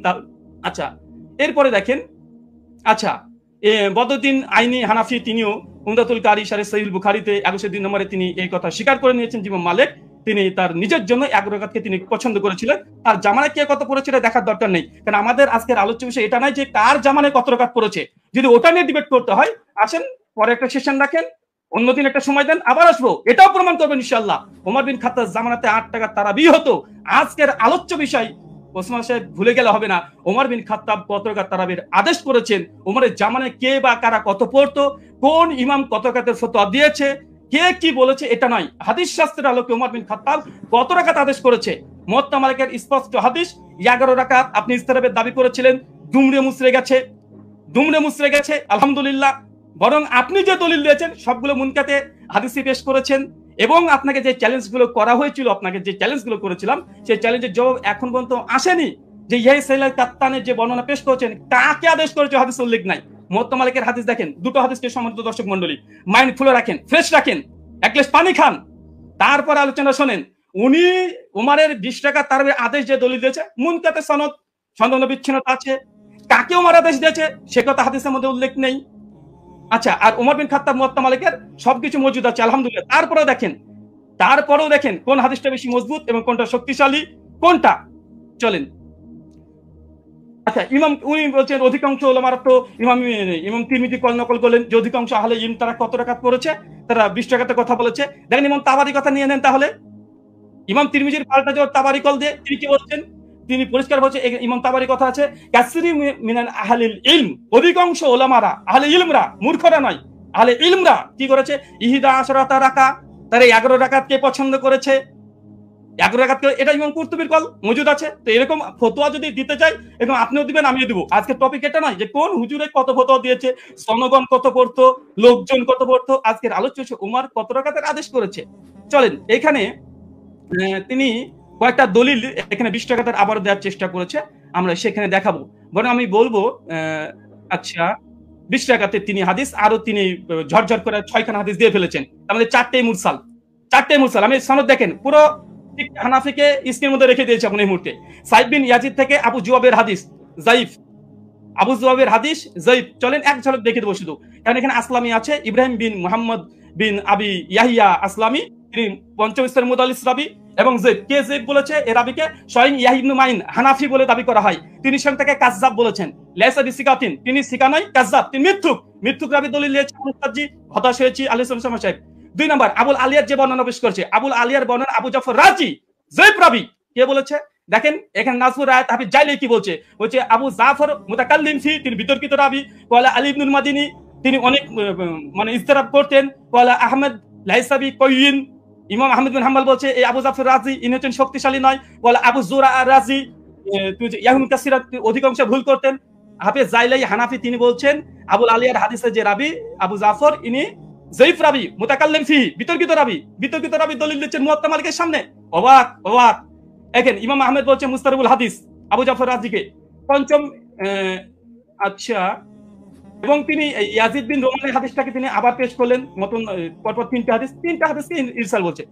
এক পৃষ্ঠাতে হানাফিদের 3টে হাদিস জয়ীফ, আর এটা আসর সুনানে স্পষ্ট এখানে লিখে দেওয়া হয়েছে। আচ্ছা, এখানে চতুর্থ বিষয় দেখেন, উনি বারবার ইয়াহিয়া সাইদ আনসারী হাদিসটাকে উনি বলছেন যে এটা যদিও মুরসাল উমরের জামানায় পায়নি। আমি এখানে 2 মিনিট নেব যেটা পাওয়ার কথা। জি অবশ্যই আপনি 2 মিনিট নেবেন। জি আচ্ছা, উস্তাদ জি শুনেন এবং শ্রোতা মণ্ডলী শুনেন, উনি যে দলিলটাকে মজবুত দলিল বানিয়েছেন যে ইয়াই বিন সাইদ আল আনসারীর এই হাদিস দেখেন। ইমাম হাজম রাহিমাহুল্লাহ তিনি বলছেন যে ইয়াই সাইদ আল আনসারী তিনি মৃত্যুবরণ করেছে ওমর বিন খাত্তাবের 25 বছর পরে। উস্তাদ জি কি দিয়ে মানুষকে মানে এইভাবে যদি রিজাল্ট শাস্ত্র নিয়ে যদি আলোচনা করতে আছেন, মানুষ তো হতাশ হবে, হতাশ হয়ে বাড়িতে ফিরবে। যেমন একজন হাদিস বর্ণনা করলেন যে ওমর বিন খাত্তাবের জামানায় পেল না, এখন তো এটা প্রমাণই করতে পারলেন না সালাম থেকে মুত্তাসিল, এখন পর্যন্ত প্রমাণ করতে পারলেন না, এটা আপনার জন্য আমি এবং উনি বলেন যে ওসুলকে নাকি চ্যালেঞ্জ করিনি, ওসুলকে চ্যালেঞ্জ করেছি। 2-4টে মুস্তালাহুল হাদিস মানে এই গোটা আলোচনার সারমর্ম এটাই হয়ে যাচ্ছে যে এখন মুরসাল হাদিস দলিল কি দলিল না, মুরসাল হাদিস দলিল কি দলিল না। আরে যদি তর্কের খাতে ধরে নি মুরসাল হাদিস দলিল, মুয়াত্তা মালিকের মতো গোল্ডেন চেনের সঙ্গে টেক্কা দিতে পারে? ধরেও নি ফর সেক অফ আর্গুমেন্ট, কোথায় কি আর কোথায় কি ধরেও নি।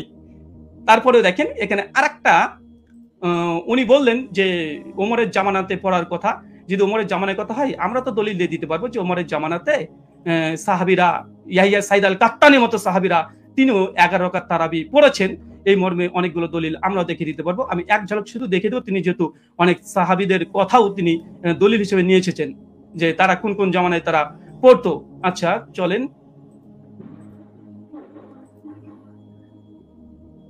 আচ্ছা এখানে ইয়াহিয়া সাইদ আল আনসারীর যে রিওয়ায়াত নিয়ে এসেছে দেখেন, আমি এখানে 4 জন এখানে রেখে দিচ্ছি, এখানে 4 জনের নাম দেখেন। আচ্ছা ইয়াহিয়া সাইদ আল আনসারী রাহিমাহুল্লাহ তিনিও বলছেন যে ওমরের জামানায় আমরা 20 টাকা তারাবি পড়তাম। ও ইয়াহিয়া সাইদ আল কাত্তান উনি যে দলিল দিয়েছে, আমি আরেকটা দলিল দিলাম খণ্ডন করার জন্য। উনি ইয়াহিয়া সাইদ আল কাত্তান যে দলিল যে এখানেও এর হচ্ছে মুসনাদ ইবনে আবি শাইবা 7671 নম্বর হাদিস, তিনিও বলছেন যে ইহিদা আশরাতা রাকা ওমরের জামানায় আমরা 11 রাকাত পড়তাম আলহামদুলিল্লাহ। আরেকটা দেখেন আব্দুল আজিজ ইবনে মুহাম্মদ তিনিও বলছেন যে ওমরের জামানায় আমরা 11 রাকাত পড়তাম। শেষ হয়েছে,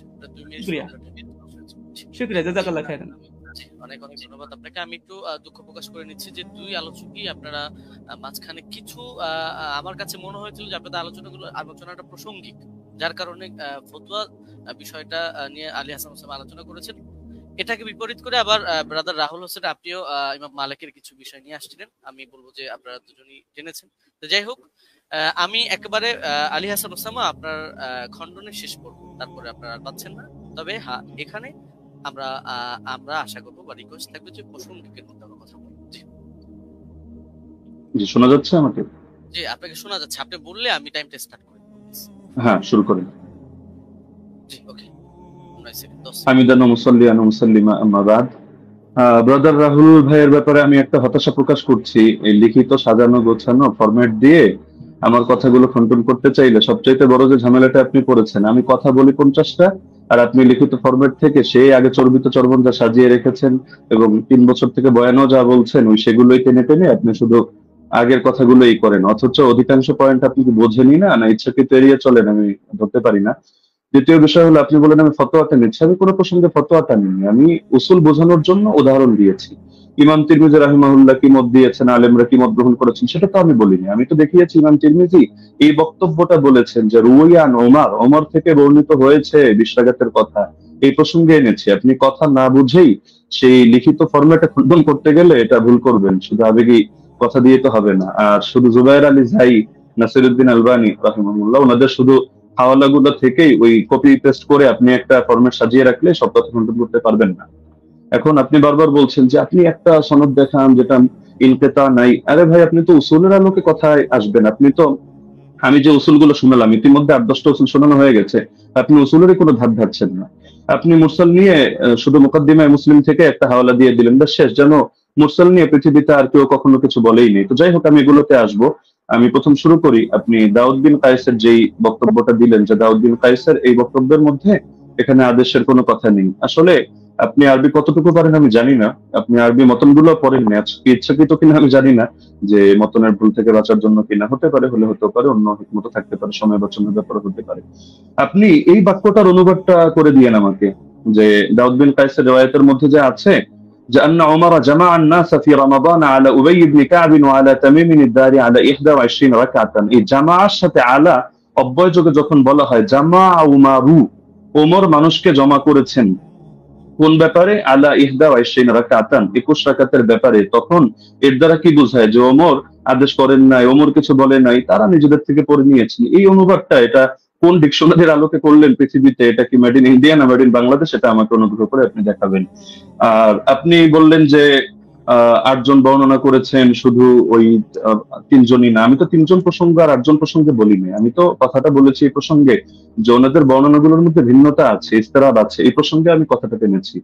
আপনি মোহাম্মদ বিন ইসহাককে টানলেন এবং তাকে নিয়ে বড় করে কথা বললেন, অথচ মোহাম্মদ বিন ইসহাক তো আমি স্রেফ মনে হয় 5 সেকেন্ড একটা বাক্য হিসেবে, উদাহরণ হিসেবে দেখিয়েছি। আমি মূল আপনাকে সাংঘর্ষিক দাঁড় করিয়েছি দাউদ বিন কায়েসকে। দাউদ বিন কায়েসের এই সনদটাকে আপনার পক্ষে সম্ভব না এটাকে জয়ীফ বলে প্রমাণ করা, এটা সুনিশ্চিত ভাবে। আর আপনি শুধু এটা বারবার বলছিলেন যেখানে আদেশ কথা নাই, আদেশ কথা নাই। আপনি একই রকম কথার মধ্যে দেখেন না যে ইস্তেরাব আছে কিনা। আরে ভাই, এখানে তো আপনার এই জিনিসটা বুঝতে হবে যে ওনার থেকে যারা বর্ণনা করেছে কারো বর্ণনার সাথে কারো বর্ণনা মিল নেই। এক জায়গায় আদেশের কথা আছে, আরেক জায়গায় আদেশের কথা নেই। এক জায়গায় আমলের কথা আছে, আরেক জায়গায় আবার আমলের কথা নেই, শুধু আদেশের কথা। এখন আদেশ নিয়ে আপনি 8টা কেন, আদেশ নিয়ে শুধু দুটোই দেখতে পারবেন। ইমাম মালিকের যে সনদটা আনলেন সেখানে ইমাম মালিক রহমতুল্লাহ আলাইহি তার সনদের মধ্যে আছে যে তিনি আদেশ দিয়েছেন, আর দাউদ বিন কায়েসের মধ্যে আছে যে আদেশ দিয়েছেন। কিন্তু এখন দাউদ বিন কায়েসের এই সনদের মধ্যে জামা আলা এটা যোগ করলে অর্থ এটাই দাঁড়ায় যে ওমর মানুষকে 21 রাকাতের ব্যাপারে একত্রিত করেছেন। তাহলে এটা কিভাবে সম্ভব যে একই হাদিসের মধ্যে এক জায়গায় বলা হচ্ছে 21 রাকাত, আর এক জায়গায় বলা হচ্ছে 11 রাকাত? যদি হাদিস ভিন্ন ভিন্ন হতো, ভিন্ন ভিন্ন বর্ণনাকারী থেকে, আমরা তাহলে ধরতাম না এটা জামানার ভিন্নতা। লেকিন এরকম তো কোনো ব্যাপার ঘটেনি। তো সুতরাং এটা গায়ে পড়ে করা হয় না। আর সাত বর্ণনা কাকে বলে? দাউদ বিন কায়েসকে আপনি কোন পর্যায়ে দাঁড় করিয়ে আপনি সাজ এখানে বলবেন, বা আপনি এটাকে ওইটার সাথে সাংঘর্ষিক করবেন? যদি এক রেওয়ায়েতের মধ্যে সংখ্যা কম পাই আর এক রেওয়ায়েতের মধ্যে সংখ্যা বেশি পাই, তাহলে সেই ক্ষেত্রে কি হুকুম আছে? এটা তো আপনার ফতোয়ার আলোকেই করতে হবে। আপনি তো মন করা একটা বললে হবে না। আর কিছু কথা তো আপনি বলেছেন একদম মানে সনদ ছাড়া, যেগুলোর কোনো সনদই নেই। আপনি ইমাম মালিকের একটা ফতোয়া আনলেন, হলো তার এক শাগরেদ বলেছেন। তো তার শাগরেদ থেকে কি আপনি শুনেছেন না ওই কিতাবের লেখক ডাইরেক্ট শুনেছে? মাঝখানে সনদগুলো গেল কোথায়? আর আপনি মাযহাব নিয়ে কথা বলতে চাইলে মাযহাবের ব্যাপারে মূলনীতিগুলো তো আপনার জানা থাকা দরকার। ধরেন মালিকি মাযহাব নিয়ে আমি 100টা মত পেলাম, তাহলে আমি কোন মতটা চূড়ান্ত ধরবো? এখন ইমাম মালিক থেকে একটা বিশুদ্ধ মত দেখাতে পারবেন না যে ইমাম মালিক রহমতুল্লাহ আলাইহি কোথাও আত্মাগাতের মতামত দিয়েছেন। আপনি হাফিজ ইবনে হাজার আসকালানী রহমতুল্লাহ আলাইহি, আপনাদেরও পছন্দের ব্যক্তিত্ব, তার কিতাব থেকেও আপনারা দেখে নিতে পারেন, অথবা তার হাওয়ালা আমি হুবহু বাক্য বলে দিচ্ছি। তিনি লিখেছেন ইতিমাদুহুম ফিল আহকাম ওয়াল ফাতওয়া আলা মা রাওয়াহু ইবনুল কাসিম আন মালিক সাওয়াউন ওয়াফাকা মা ফিল মুওয়াত্তা আম লা। যে ফতোয়া দেওয়ার ক্ষেত্রে, বিধিবিধান বর্ণনা করার ক্ষেত্রে ইবনুল কাসিম যেটা বর্ণনা করবে ইমাম মালিক থেকে সেটাই গ্রহণযোগ্য, এবং সেটা মুয়াত্তা কিতাবের মধ্যে যা আছে তার সাথে মিলুক বা না মিলুক, এটা হলো মাযহাবের মূল ভিত্তি হিসেবে ধরা হবে। এটা তাজিলুল মানফা 4 নম্বর পৃষ্ঠার মধ্যে পেয়ে যাবেন।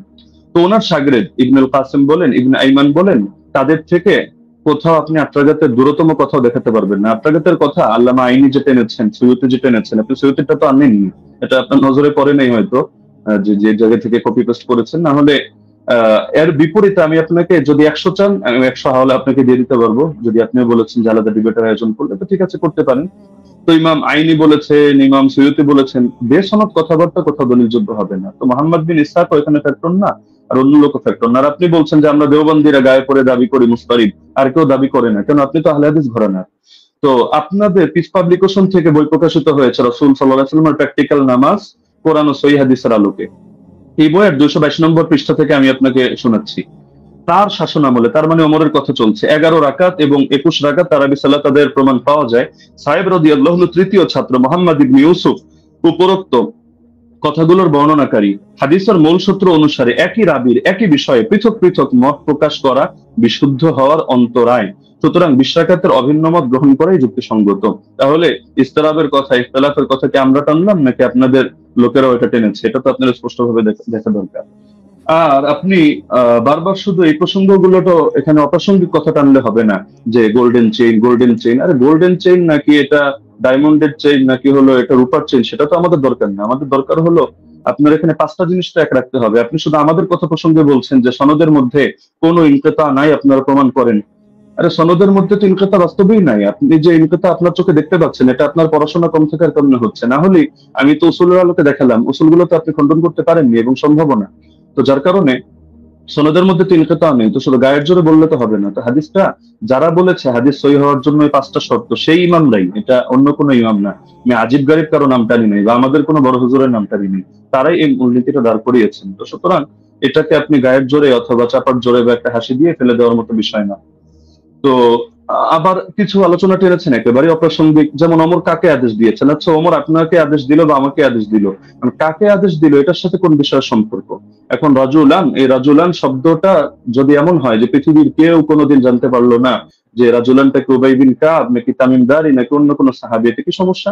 আমাদের তো আলোচ্য বিষয় এটা যে ওমর রাদিয়াল্লাহু আনহু তিনি কত রাকাতের আদেশ করেছেন, আপনাকে 20। 8-এর পক্ষে আপনি যে দলিল দিয়েছেন সেই দলিলটা মুস্তারিব একটা রিওয়ায়াত, যে রিওয়ায়াতটা গ্রহণযোগ্য না। আপনাদের কিতাবের মধ্যেই লেখা আছে যে না, এই রিওয়ায়াতটা দলিলযোগ্য হয় না। তো সুতরাং এটা তো আমাদের এখানে টেনে লাভ নেই। তার মধ্যে আরো কিছু আলোচনা টেনেছেন একেবারে প্রাসঙ্গিক, যে এমন জিনিস দেখান, এমন জিনিস দেখান, অমুকের আগে কে করেছে, তমুকের আগে কে করেছে, মাদানী, রাওয়ী, সিলসিলাতুল জাহাবিয়া, গোল্ডেন চেইন ইত্যাদি। এগুলো দেখানো না দেখানো তো মূল বিষয় না। আপনি অপ্রাসঙ্গিক প্রশ্ন আমিও চাইলে আপনাকে 100টা করতে পারি, কিন্তু আমি পূর্বের অংশগুলোতে একটা অপ্রাসঙ্গিক কথা বলিনি। অতি অল্প সময়ের মধ্যে শুধু আপনাকে আমি মূলনীতিগুলো বলেছি, লেকিন আপনি যেহেতু আগে একটা ফরম্যাট সাজিয়ে এনেছেন, তো যার কারণে মূলনীতিগুলো আপনি করেননি। এই যে আবু জাফরকে নিয়ে আপনি মাঝখান থেকে কথা প্রসঙ্গে টেনেছেন, যদি আমি এগুলো মূল দলিল দেইনি। আরো মজার বিষয় হলো আপনি এমন কিছু খণ্ডন করে দিয়েছেন যেটা আমি বলিই নাই, আবার আমি যেটা বলেছি এমন অধিকাংশ পয়েন্ট দিয়েছেন বাদ দিয়ে। কয়েকটা রিওয়ায়াত বললেন যে আপনি এটা বলেছেন, আমি হতাশ, অথচ এটার জবাব এটা, অথচ সেটা আমি বলিনি। তো মাঝখানে আবু জাফরকে টেনে এনেও আপনি দাঁড় করিয়ে দিলেন যে আবু জাফর এটা সর্বসম্মতিক্রমে যায়িফ, কিছু কারণও টানলেন, অথচ আবু জাফর মুখতালাফ ফিহি যায়িফ না। যদিও এটা মূল আলোচনা, প্রাসঙ্গিক ভাবে বলছি, মুখতালাফ ফিহি যায়িফ না। তাকে নিয়ে ইখতিলাফ হওয়া ভিন্ন জিনিস, আর চূড়ান্ত ভাবে যায়িফ হিসেবে স্বীকৃত হওয়া ভিন্ন জিনিস। আপনি যে মত টানলেন এই মতের মধ্যেও তো আপনি মিস্টেক করেছেন। দেখা যাচ্ছে আলবানী রাহিমাহুল্লাহ এই ক্ষেত্রে এই কাজটা করেছেন, সদুকুন এই শব্দটা বাদ দিয়ে পরবর্তী যে কথাটা তিনি ভুল করেন ইত্যাদি, তার মধ্যে সমস্যা, ওই কথাটা টেনেছেন। তো সদুকুন হুকুমটা বাদ দিয়ে দিয়েছেন।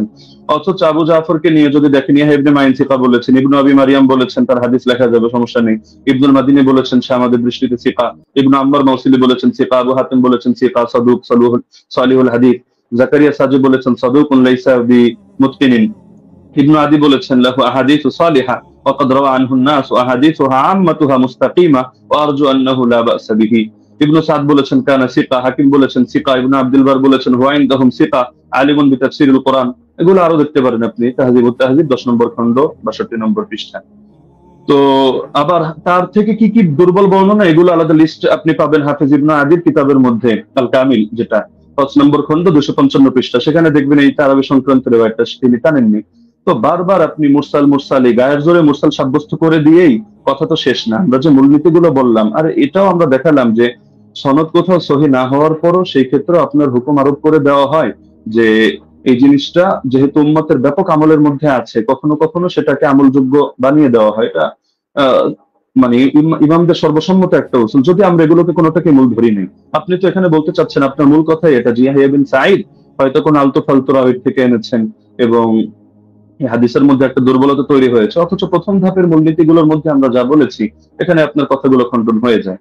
পাশাপাশি সেই জামানার আমলগুলোকে আপনি যেভাবে উড়িয়ে দিচ্ছেন, যে যার যেভাবে মনে চায় আমল করেছে, লেকিন এই জায়গায় ওমর রাদিয়াল্লাহু আনহু আদেশ হয়তো ছিল না। আপনি খেলাফতের জামানা দেখেন নাই, নরেন্দ্র মোদীর জামানা দেখেছেন, এই হিসাবে আপনার এমন মনে হতে পারে যেখানে সাহাবীরা বলছেন যে সাহাবীরা আমল করতেন, কানু ইয়াকুমুন অথবা কুননা নাকুমু, আমরা আমল করতাম।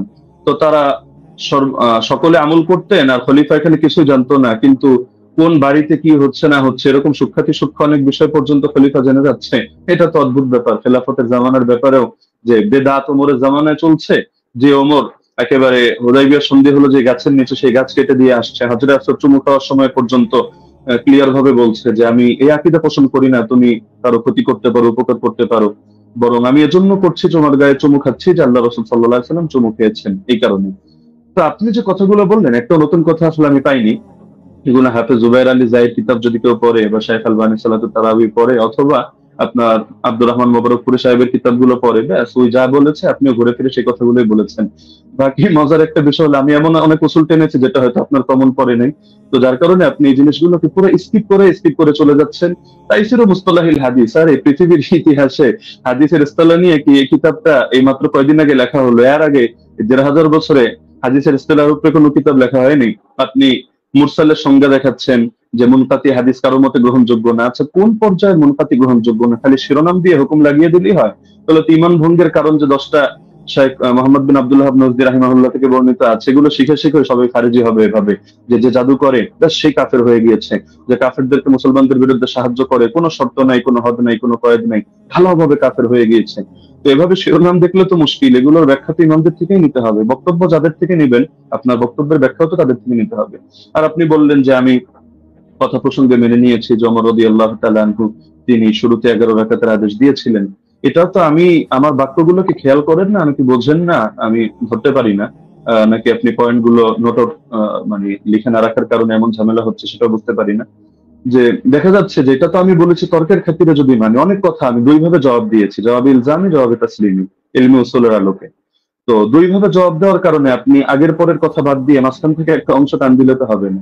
আর কোন মুনকাতি, কোন মুরসাল, কোন ক্ষেত্রে কি হুকুমে যাবে, এটা তো আপনাকে শাস্ত্রীয় আলোকে বুঝতে হবে। আপনি যে কোনো জিনিস শুধু একটা বাস গোল্ডেন চেইন, মাদানী রাউই, অথবা বুখারী মুসলিমের শর্তে উন্নীত ইত্যাদি ইত্যাদি একটা বলে দিলেন, ব্যাস হয়ে গেল। বিষয়টা এমন না। যেহেতু আলোচনা আমাদের শাস্ত্রীয় বিষয়, এটা কোনো মাযহাবী তাকলিদি বিষয় না যে মুখোমুখি রেফারেন্সে আমাদের কথা বলতে হবে। ইবনে উসাইমিনের হাওয়ালায় আপনি বললেন যে আমি কয়েকটা কথা টেনেছি, ওইখানে আমি ইবনে উসাইমিনের হাওলায় টানি না, শেখ সালেহ আল মুনাজ্জিদের হাওলায় টেনেছি। এটা আবেগে আপনি কয়েকবার এটা উচ্চারণ করেছেন। আর এখানে আমি তার ফতোয়া দেখাইনি, আমি এখানে ফতোয়া উল্লেখ করার জন্য বসিও নেই আপনার সামনে। এখানে আমি দেখিয়েছি যে তারা সকলে বি আমরিহি, অর্থাৎ এটা যে ওমরের আদেশে হয়েছে এই বিষয়টা তারা অস্বীকার করে নিয়েছেন। তো সুতরাং মানে যে জিনিসগুলো আপনার স্পষ্ট, তো সেই জিনিসগুলোকে গায়ের জোরে তো আপনি প্রমাণ করে নিতে পারবেন না যে না এই জিনিসটা এই প্রশ্ন আমি আপনাকে ছুড়ে দিলাম, এটার জবাব দেন, ওটার জবাব দেন, ওটার জবাব দেন, না দিলে ব্যস্ত হলে সাব্যস্ত হলো আমার কথাই সহি। বিষয়টা তো এমন না, শাস্ত্রীয় মূলনীতি। আপনি এই আলোচনা শেষ হওয়ার পর ঠান্ডা মাথায় বসেন, আমি নতুন কোনো কথা আপনাকে ছুড়ে দিচ্ছি না, যেহেতু আপনি খণ্ডন করার সময় পাবেন না, এটা আসলে আদবের দাবি না। ছুড়লে আমি ছুটতে পারি, আপনি ভবিষ্যৎবাণী করে দিয়েছেন যে এমন কৌশল হয়তো আপনি করবেন, আমরাও বুঝি না, এত বোঝার দরকার নেই। আহ আমার ব্যাপারে খারাপ ধারণা আপনি অযৌক্তিক ভাবে রাখারও কোনো কারণ নেই। আর আমি তো আপনার মতো পুরোনো ডিবেটারও না যে এখানে ডিবেটের কৌশল খাটিয়ে আমি আপনাকে পরাজিত বা অপমানিত বা লাঞ্ছিত করতে চাবো না। আপনি আমার দিনী ভাই, মহাব্বতের ভাই। আপনি কাফের মুশরিকদের বিরুদ্ধে যে কাজ করেন আমি এগুলোকে শ্রদ্ধা করি এবং উৎসাহ দিই, দোয়াও করি। আগামী তো আমি আশা রাখি আপনি কাজগুলো কন্টিনিউ করবেন। তো সুতরাং আপনার সাথে আমার কোনো দ্বন্দ্ব নেই, কোনো ভিন্ন কিছুও নেই। আল ওয়ালা আল বারা, এই আকীদাই তো আমরা ইসলাম থেকে লালন করি। তো সুতরাং অপ্রাসঙ্গিক কথা না টেনে আপনি মূলনীতির আলোকে বিষয়গুলো বোঝেন। প্রয়োজনে আপনি এই ভিডিওটা এটা শেষ হওয়ার পরও লাইভ স্ট্রিমিং আপনি ঠান্ডা মতো 10 বার শোনেন, 20 বার শোনেন, প্রয়োজনে মুযাকারা করেন। কোন ভুল যদি আপনার কাছে মনে হয় আপনি স্বীকার করে নেন, সমস্যা নেই। আর যদি মনে হয় না ভুল না আপনারটা সঠিক, ঠিক আছে, আপনি স্থির থাকেন। বাকি সারা দেশ তো দেখছে, তারা বিষয়গুলো সঠিকভাবে বিবেচনা করবে। আমরা তো এখানে কোনো বিচারক নির্ধারণ করে বসিনি। তো যার কারণে পুরো দেশ এটা কমন সেন্স দিয়ে বিবেচনা করবে। জাযাকাল্লাহ। আমি সেকেন্ড সময় অতিরিক্ত নিচ্ছি না। জি, মুফতি আলী ওসামা, আপনি চাইলে 2 মিনিট ইউজ ব্যবহার করতে পারতেন, আপনাকে আপনি করেন। ব্রাদার রাহুল বলেন। যে আমাদের খণ্ডন যে 2টি পর্ব ছিল, 2টি শেষ হয়েছে। এখন আপনারা শুধু 5 মিনিট করে সময় পাবেন। এটা হচ্ছে রিভিউ পর্ব, অনুসংখ্য পর্ব। এই পর্বে আপনারা 5 মিনিট করে আলোচনা করতে পারবেন, নতুন কোনো তথ্য আপনারা অ্যাড করতে পারবেন না এই পর্বে। আমি ব্রাদার রাহুল হোসেন আপনার কাছে যাব এবং আপনি বললে আমি আপনার টাইমটা শুরু করব। জি, শুরু করুন। জি, সো বিসমিল্লাহ। তো শেষ থেকে শুরু করি।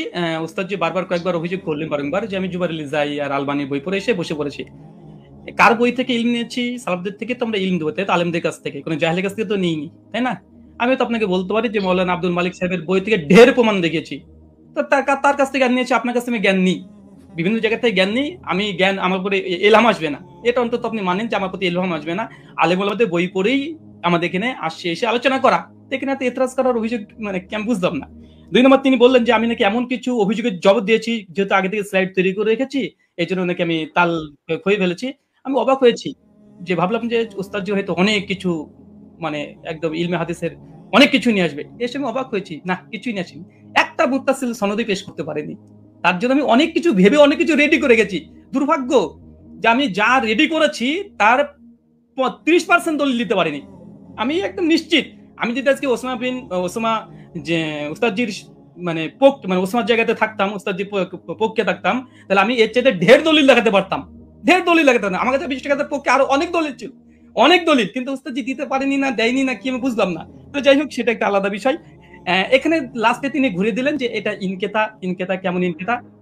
জি, আপনার চেয়ে তো অনেক বড় বড় উস্তাদজিরাই তো আমাকে শিখে দিয়েছে এটা ইনকেতা। যেমন দলিল নামাজে মাসাল বই তো দেখালাম, তিনি ইনকেতা স্বীকার করে নিয়েছেন, মুরসাল স্বীকার করে নিয়েছেন। জাফর আহমদ উসমানী বলছে মুরসাল, ইনকেতা আছে, বিচ্ছিন্নতা আছে। আমি আপনাকে পরিষ্কার চ্যালেঞ্জ করেছি, জবাব আপনি এখন পর্যন্ত দিচ্ছেন না। যে হাদিস সহিহ হওয়ার জন্য 5টা শর্ত। প্রথম শর্ত, হাদিস মুত্তাসিল হতে হবে। হাদিস কি মুত্তাসিল? মুত্তাসিল না, বিচ্ছিন্ন ঘটেছে, ওলামারা স্বীকার করে নিয়েছে। আজ যদি আপনি অস্বীকার করতে চান, জনসাধারণ দেখছে, এমন খেয়ানত অন্তত করাটা উচিত নয়। যেখানে আমাদের মৌলানা আব্দুল মালিক আব্দুল মতিন সাহেব স্বীকার করে নিয়েছে ইনকেতা ঘটেছে, আর আপনি এসে বলছেন যে ইনকেতা ঘটেনি, ইনকেতা ঘটেছে, তারা মূর্খ। এখন মৌলানা আব্দুল মালিক মতিনকে কেউ যদি মূর্খ বলতে চাই বলতে পারবে, তবে আমি বলতে চাই না। 3 নম্বর, তিনি বললেন যে দাউদ বিন কায়েসের হাদিসের জমা হওয়ার কথা আছে, ধরে নিলাম, আচ্ছা আছে, জমা হওয়ার কথা আছে। আচ্ছা উস্তাদ জি, এটা কি ইনসাফ? মোহাম্মদ বিন ইউসুফ থেকে টোটাল 8 জন বর্ণনা করছে তারাবি রাকাত, 5 জন বর্ণনা করছে 1 রাকাতের পক্ষে, এই 6 জন, আর মাত্র দাউদ বিন কায়েস বলছে 1 রাকাত। তাহলে 7 যদি হয় কোনটা হবে? দাউদ বিন কায়েসের বিরুদ্ধে মোহাম্মদ বিন ইউসুফের 5 জন শাগিরদ আছে, এই 5 জনকে উড়িয়ে দিয়ে দাউদ বিন কায়েসের হাদিসটা আপনি গ্রহণ করতে চাচ্ছেন? এটা কোথাকার রাসূল, একটু আমাকে জানিয়ে দিবেন। আর 2, দাউদ বিন কায়েসের আমি আরেকটা অংশ বলেছি, ওটা আপনি হয়তো হজম করতে পারেননি, কারণ এই দলিলটা নতুন আপনার কাছে, বুঝতে পারেননি। আমি বলেছিলাম যে দাউদ বিন কায়েস তিনি আরেকজন তার ছাত্রের কাছে ইমাম ফারাবির কিতাবুস সিয়াম থেকে দলিল দিয়েছি, যে তিনি বলেছেন ওমর রমজান মাসে তারাবির জামাত শুরু করেছে, কত রাকাত উল্লেখ নেই। এবং মুসান্নাফ আব্দুর রাজ্জাক ওই সনদেই ওখানে আছে দাউদ বিন কায়েস ওয়া গায়রহু, এবং আরেকজন বর্ণনা করেছে, কে বর্ণনা করছে উল্লেখ নেই।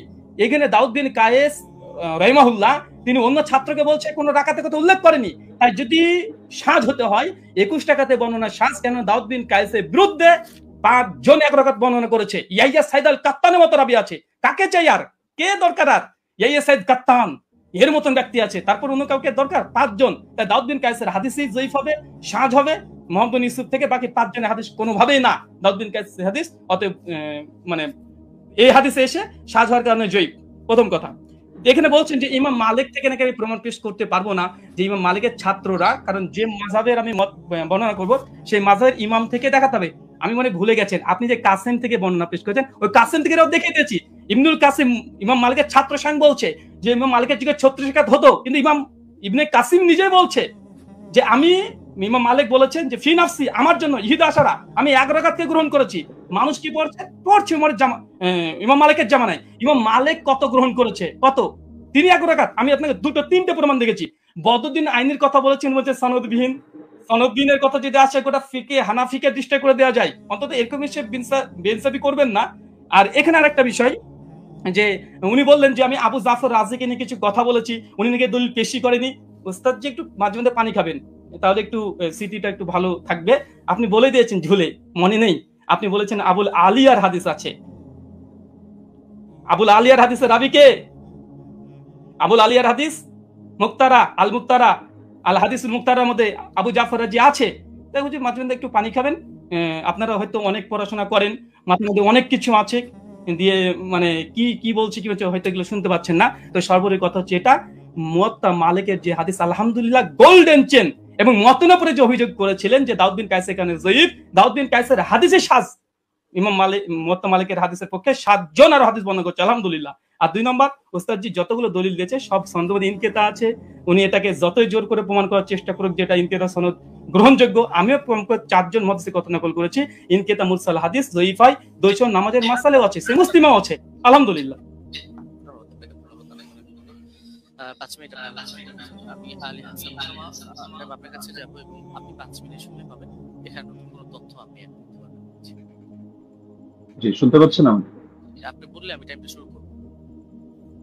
জি, শুরু করুন। হামিদান ওয়া মুসাল্লিয়ান ওয়া মুসাল্লিমা ওয়া বাদ। ব্রাদার রাহুল কিছু কথা বললেন যেটা আপনাদের মূলনীতির বাইরে ছিল। এটা তিনি বহুতবারই দিয়েছেন, আমি এটাগুলো এড়িয়ে দিয়েছি। লাস্ট এই পর্যায়ে আমি বলি যে তিনি বললেন যে আমার জায়গায় থাকলে আরো দলিলের ভান্ডার খুলে দিতেন। দলিলের ভান্ডার খোলার প্রয়োজন নেই তো। আমার সামনে যে নোট আছে, আমি তো ঘোষণা দিয়েছি, দেখেছেন যে আমি বিষয়ে কিতাব রচনা করছি, শীঘ্রই বের হবে। তো সুতরাং দলিলের ভান্ডার না নিয়ে বসলে তো আর কিতাবের ঘোষণা অগ্রিম দেওয়ার কথা না। কিন্তু সবগুলো দেওয়ার কোনো প্রয়োজনই মনে হয়নি, কিছু জিনিসের রুচি হয়নি। আপনি যেমন একটাকে টেনে আরেকটার সাথে নিয়ে দাঁড় করিয়ে দিচ্ছেন। আপনি বলছেন যে 8 জন বর্ণনা করেছে, আমি কেন শুধু দাউদ বিন কায়েস আর মোহাম্মদ বিন ইউসুফের কথা আমি কেন টানছি বারবার, যেটা সাগরেদদের মধ্যে টেনেছি এ কারণে আমি বলেছি বাকি কোনোটার মধ্যে আপনি 8 জন না আপনি 100 জন দেখেন, কোনোটার মধ্যে আদেশের কথাই নেই। আপনি তো মূল পয়েন্টটি টেনেছেন এটা, বা আমাদের আলোচ্য শিরোনামই এটা যে ওমর রাদিয়াল্লাহু আনহু কত রাকাত তারাবির আদেশ করেছেন। আপনি পানি তো অনেকবার খেয়েছেন, আরো খাবেন সামনেও। পানি খাওয়া খাওয়া শেষ করে আপনি মজলিস শেষ করে আপনি প্রয়োজনে দেখেন যে ইয়াহিয়া বিন সাঈদ কাত্তানের মতো ব্যক্তি বারবার যে বলছেন, বা আব্দুল আজিজ বিন মোহাম্মদ দারাওয়ারদের কথা বলবেন, যাদের কথা আপনি বলেন তাদের রেওয়ায়াতগুলোর মধ্যে আদেশ করেছেন এই শব্দটা আছে কিনা। আচ্ছা, দাউদ বিন কায়েসকে আমি এজন্য দাঁড় করিয়েছি যে এখানের কথার অর্থ আর আপনি যেই সনদটা টেনেছেন ইমাম মালিকের, সেই কথার অর্থ হলো সেম। আর এই যে সনদটা ইমাম মালিকের সনদে যে কথাটা আপনি টেনেছেন, এটা বিভিন্ন কিতাবে আসলেও কিন্তু কারোর সাথে কারো তো মিল নেই। মূল কথা তো এটাই রেওয়ায়েতের, যদিও অনেকজন রেওয়ায়েত করেছেন, কিন্তু শুধু এই আদেশ আর নিষেধ অথবা রাকাতের বিষয়টা নিয়ে সমস্যা এমন তো না, প্রচুর ভিন্নতা। এক জায়গায় দেখা যায় উবাই বিন কাব তামিমদারির নাম আছে, আরেক জায়গায় নাই। আরেক জায়গায় হলো শুধু আদেশ করেছেন এই কথাটা আছে, কিন্তু আমল কি ছিল তাদের, আদৌ কি তারা এটা আমল করেছেন না সিদ্ধান্ত চেঞ্জ করেছেন সেটার কথা নাই। আরেক জায়গায় দেখে যে শুধু আমলের কথা আছে, আদেশ আদৌ করেছেন কিনা এটার কথাই নাই। তার মধ্যে আপনি বললেন যে আবুল আলিয়া, এটা কোন সনদের মধ্যে আছে যে আমি উবাই বিন কাব প্রসঙ্গে যে কথা টানলাম ওটার মধ্যে আছে।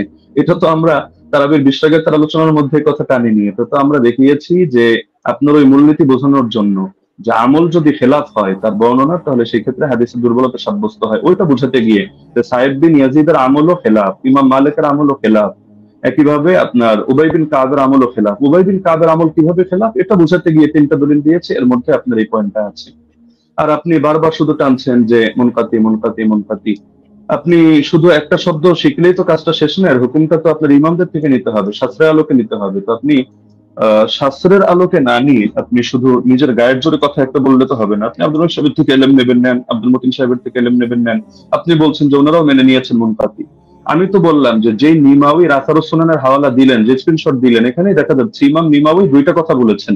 তা আপনি কি বলবেন যে নিমাউই এক পাগল, আগের লাইনে বলে এক কথা পরের লাইনে বলে আরেক কথা?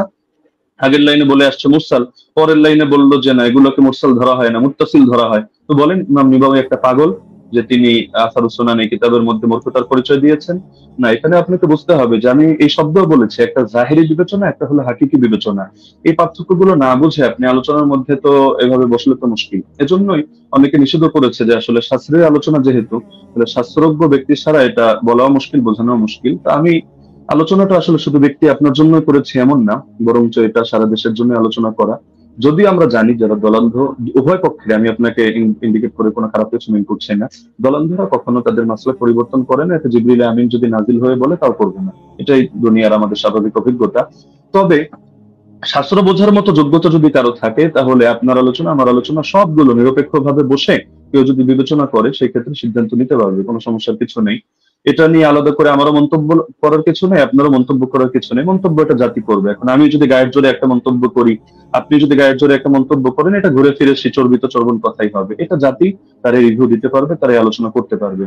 আর আপনি ইমাম মালিক রাহিমাহুল্লাহ সূত্রে ইবনুল কাসেমের থেকে যে বর্ণনাটা আনলেন, আমি তো এটা বলেছি যে এটা নিয়ে যদি আপনি আলোচনায় বসতে চান তাহলে স্বাগতম আপনাকে। আমরা কত শত আপনার রেফারেন্স দরকার আমরা দেখিয়ে দিব যে ইমাম মালিক রহমাতুল্লাহ আলাইহি থেকে সিরেফ 2টা মত আছে।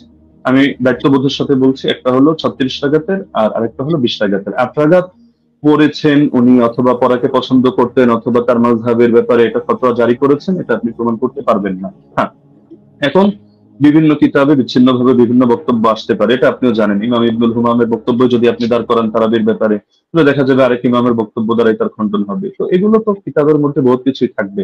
শাস্ত্রের কাজই তো এটা, আপনি কিতাব থেকে কিভাবে আলাদা আলাদা করে বুঝবেন এই জিনিসটা আপনাকে হাসিল করতে হবে। আর আপনি যে কথাটা বললেন মুরসালের হুকুমটা সহিহ মুসলিম থেকে, যেহেতু সময় প্রায় শেষ আমি এটা বলার সুযোগ নেই, আমি আপনাকে রেফারেন্সটা দিয়ে দিচ্ছি। শারহ ইলাল তিরমিজি 1 নম্বর খণ্ড 543 পৃষ্ঠা থেকে আপনি এটা দেখে নেবেন যে আসলে এই মুরসালকে ঢালাওভাবে অগ্রহণযোগ্য কিনা। না, অগ্রহণযোগ্য না, এই কথাটা একটা বেদাতি কথা। তো এটা কিভাবে কি আমি আর সময় নিচ্ছি না, আপনি দেখে নিয়েন শারহ ইলাল তিরমিজি থেকে। জাযাকুমুল্লাহ, উহিব্বুকা ফিল্লাহ। আসসালামু আলাইকুম ওয়া রাহমাতুল্লাহ। জি, আপনাদের দুজনকে অনেক অনেক ধন্যবাদ, এবং ব্রাদার রাহুল হোসেন এবং শেখ মুফতি আলী হাসান ওসামা। আমাদের এই প্রোগ্রামটা খুবই চ্যালেঞ্জিং ছিল। আলহামদুলিল্লাহ আমরা চেষ্টা করেছি প্রোগ্রামটি নিরপেক্ষভাবে পর্যালোচনা করার জন্য, পরিচালনা করার জন্য, এবং এই প্রোগ্রামটি আপনারা আমাকে সহযোগিতা করেছেন। দুজনেই খুব সুন্দর আলোচনা করেছেন, এবং যারাই আলোচনা শুনেছেন আমি বলবো যে আপনারা নিজেদের মধ্যে ফাসাদ না করে আপনারা অবশ্যই দলিল গুলোকে বিবেচনা করে আপনারা সেই অনুযায়ী আমল করবেন।